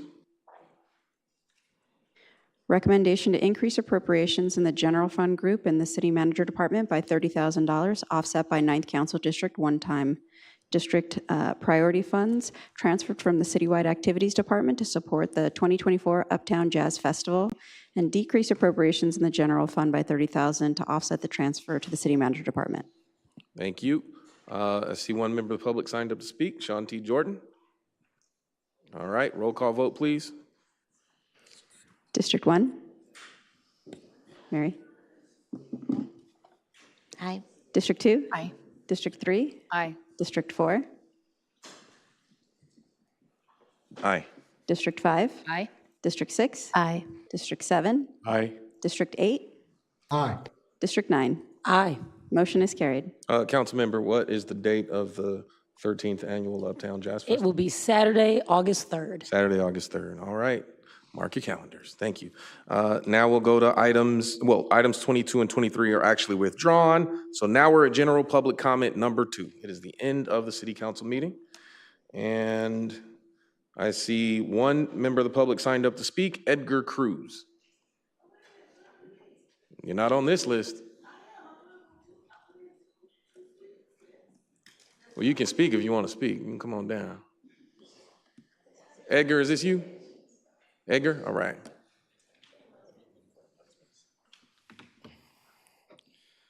Good evening, Long Beach City staff and council members. My name is Edgar Cruz, an equity entrepreneur in the city of Long Beach. I commend the efforts put forth in the proposed cannabis tax relief plan in item 12 to offer relief for eligible businesses. However, there are concerns about the plan's equity provisions. The past year's dedication to cannabis ordinances seem to favor existing businesses, leaving equity entrepreneurs with minimal accomplishments within the program. These agendas are big wins, respectively, to those like Adam, Elliott, and other existing operators with multiple locations. The pilot tax credit program in Tier 2 is commendable, but a thorough evaluation of its criteria is essential to assure that they are realistic for equity entrepreneurs. Creating a level playing field is crucial for meaningful participation, particularly for those from marginalized communities. Furthermore, implementing recommendations to existing non-equity businesses with an already existing municipal code or watered-down incubation plan, which already lacked robust enforcement, may not carry sufficient weight in enforcement. This approach could inadvertently provide unwarranted benefits to companies claiming to support equity without making tangible contributions, merely assisting entrepreneurs in an oversaturated and costly industry. Cannabis, though, has been one of the surprisingly high performing areas in the city's tax revenue streams, generating $13 million in the 2022 fiscal year. It's also noteworthy that within the past 5 years, the city has been awarded upwards of $9 million in grant funds to support and create equity businesses. However, since the program's creation in 2018, there has been no true equity businesses established within Long Beach, despite the city's significant revenue from cannabis and grants provided by GoBiz.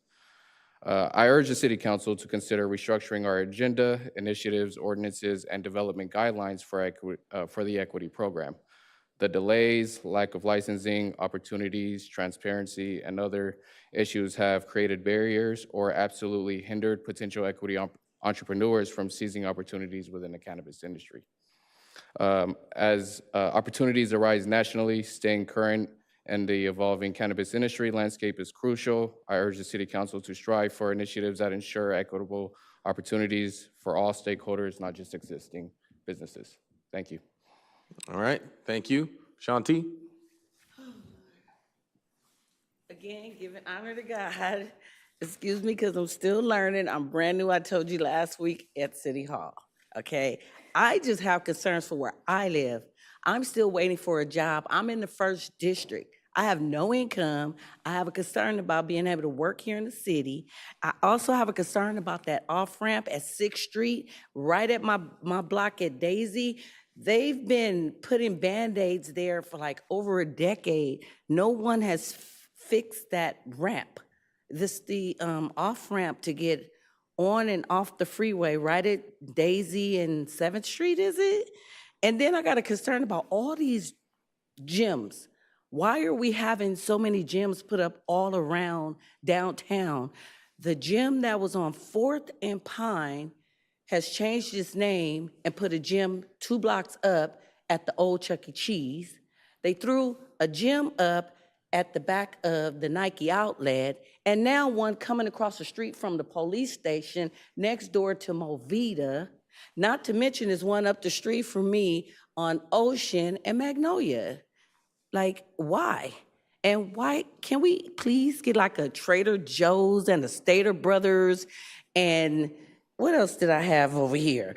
I heard a talk about the park over at MacArthur, and I'm wondering, I sent a picture to District 1 and to the mayor to give you an idea. If you guys could see that park, I could see $1 billion going for something like that. I mean, they have a tennis court, they have a baseball diamond, they have a swimming pool, they have the grills, you can have events, there's still the playground and the sand. And also, if we could light up that ramp, I thought about that too. Because when you come down off of Alicia and Santa Margarita in South Orange County around Mission Viejo, they have the lighting that when you see that rail right there, it's just like to beautify the area. If I had some money, I'd do it. But again, I'm waiting for my job. So I'm hearing concerns for all these things for where I live in District 1. Thank you. All right, thank you very much. Good needs assessment, appreciate it. All right, we'll now go to closing and announcements and adjournment. Let's start with Councilmember Supernaw. Okay, thank you. We have some great events coming up in the 4th District for youth. On Sunday, it's the Run Like It's Recess event. We're a proud sponsor with Newcomb Academy, and that's at El Dorado Park, Area 3 on Sunday. You can check our newsletter on Friday for details or contact our office. And then the following Saturday, we have one of the special tennis events, a free youth tennis play day at El Dorado Park, and that is on February 3rd from noon to 3. And that's where you get free tennis instruction, lunch, and for kids, and you just contact our office or sign up via the newsletter. And then finally, next Tuesday, we're back to our regular schedule on our community meetings, Los Altos Library, January 30th, 5:30 p.m. to 6:45 p.m. Thank you. Hope to see you there. Go forth. Thank you, Councilmember Kerr. Yes, welcome to D5, everybody. So while we're here, I wanted to acknowledge a loss that Lakewood Village and D5 are experiencing. Jerry Pryor was an unhoused resident who spent many years walking up and down Carson and around this campus, picking up trees, trimming trees, picking up trash. And the community here and in Lakewood Village really wrapped their arms around him. He passed away, complications from Parkinson's. But to the last couple of years of his life, he was able to live in an assisted living facility, due in large part to 2 residents, Corliss Lee and Gloria Cordero. Like I said, the whole community wrapped their arms around Jerry. He was a Wilson grad who, as I said, spent a lot of years unhoused, but cared for deeply by folks in this neighborhood. So my condolences to his family, his good friends Corliss and Gloria, and to the entire Lakewood Village community who cared so wonderfully for him all those years. So a hat tip to Jerry. We also had a couple of announcements of some events coming up in District 5. This weekend, you're invited to the kid-centric Makers Market at Long Beach Exchange, right up the road here. January 27th from 12 to 5. Bring your little ones for kid-friendly shopping, music, and meet and greet with Bluey, the dog. I also encourage you to attend Long Beach Shakespeare's Company production of Love's Labor Lost, opening Friday, January 26th at 8 p.m. at the Helen Borgers Theater at 4250 Atlantic Avenue. And if you can't make it this weekend, don't worry. Their classic romantic comedy will show on Fridays and Saturdays through February 17th. Next weekend, I invite all of you to celebrate Black History Month at First Fridays in Bixby Knolls at the Expo Arts Center and all up and down Atlantic and up into Steelcraft. February 2nd from 6:30 to 9:30, experience art, music, education, and more with the African American Cultural Center, as well as all of our local businesses. We hope to see you there. Thank you, Councilmember Sorrow. Yes, so Sunny Central Neighborhood Association is having their first meeting of 2024 this Saturday, January 27th at Burnett Library. And while you're at Burnett Library, it's going to be Black History Month is coming around. Make sure you visit the newly renovated African American Resource Area at the Burnett Neighborhood Library. Thank you very much. Join us, join them. All right, thank you. Vice Mayor Allen. Thank you. So a lot of stuff happening in the second. Fourth Fridays, Retro Row. It's popping. If you haven't been there, come out and check it out. It's from 6 to 9. And then on Saturday, we have a lot going on at the Friends of Dr. Mickey's Dog Park. They're going to be spreading those wood chips. So come out and help if you so feel inclined to do so. That's at 9 a.m. Also, Orizaba Heights Neighborhood Association is hosting its monthly cleanup at Orizaba Park at 9 a.m. And we definitely need some volunteers for that. And then last, Long Beach Pride is hosting a DEI job fair at their 4th and Obispo location. And I know fire is going to be there, so a lot of good jobs. So come out and check out all the job opportunities that's happening at 4th and Obispo. Thank you. Councilmember Exodi. Thank you. My office would like to invite everybody out to attend the next community budget meeting. This one will be virtual on January 31st from 6 to 7:30 p.m. If you'd like information on how to access that meeting, you can email my office at district9@longbeach.gov.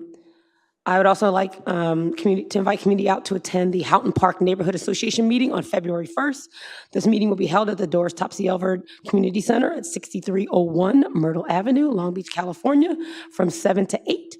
Again, for more information, you can please email my office. And I'm happy to announce that my office will be hosting our first State of the District on February 10th.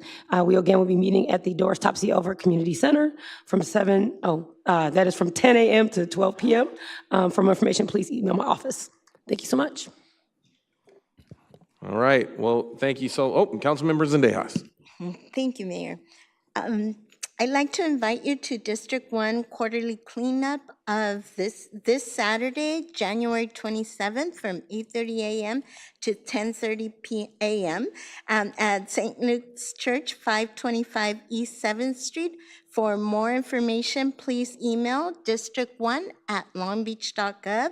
Also, want to invite you to our Aquarium of the Pacific's 21st Annual Festival of Human Abilities on Saturday and Sunday, January 27th and 28th. There's a big old lineup that you don't want to miss on those days, and everyone is welcome. Thank you. All right. Well, thank you to the members of the City Council, and thank you to Long Beach City College and all of you who joined us. Maybe, I don't know how we got out so early tonight. Maybe it's good juju here at Long Beach City College. Oh, it's a District 5 thing. So we run efficient meetings in Council District 5. Well, thank you so much for joining us, and we'll be back in 2 weeks. Thank you.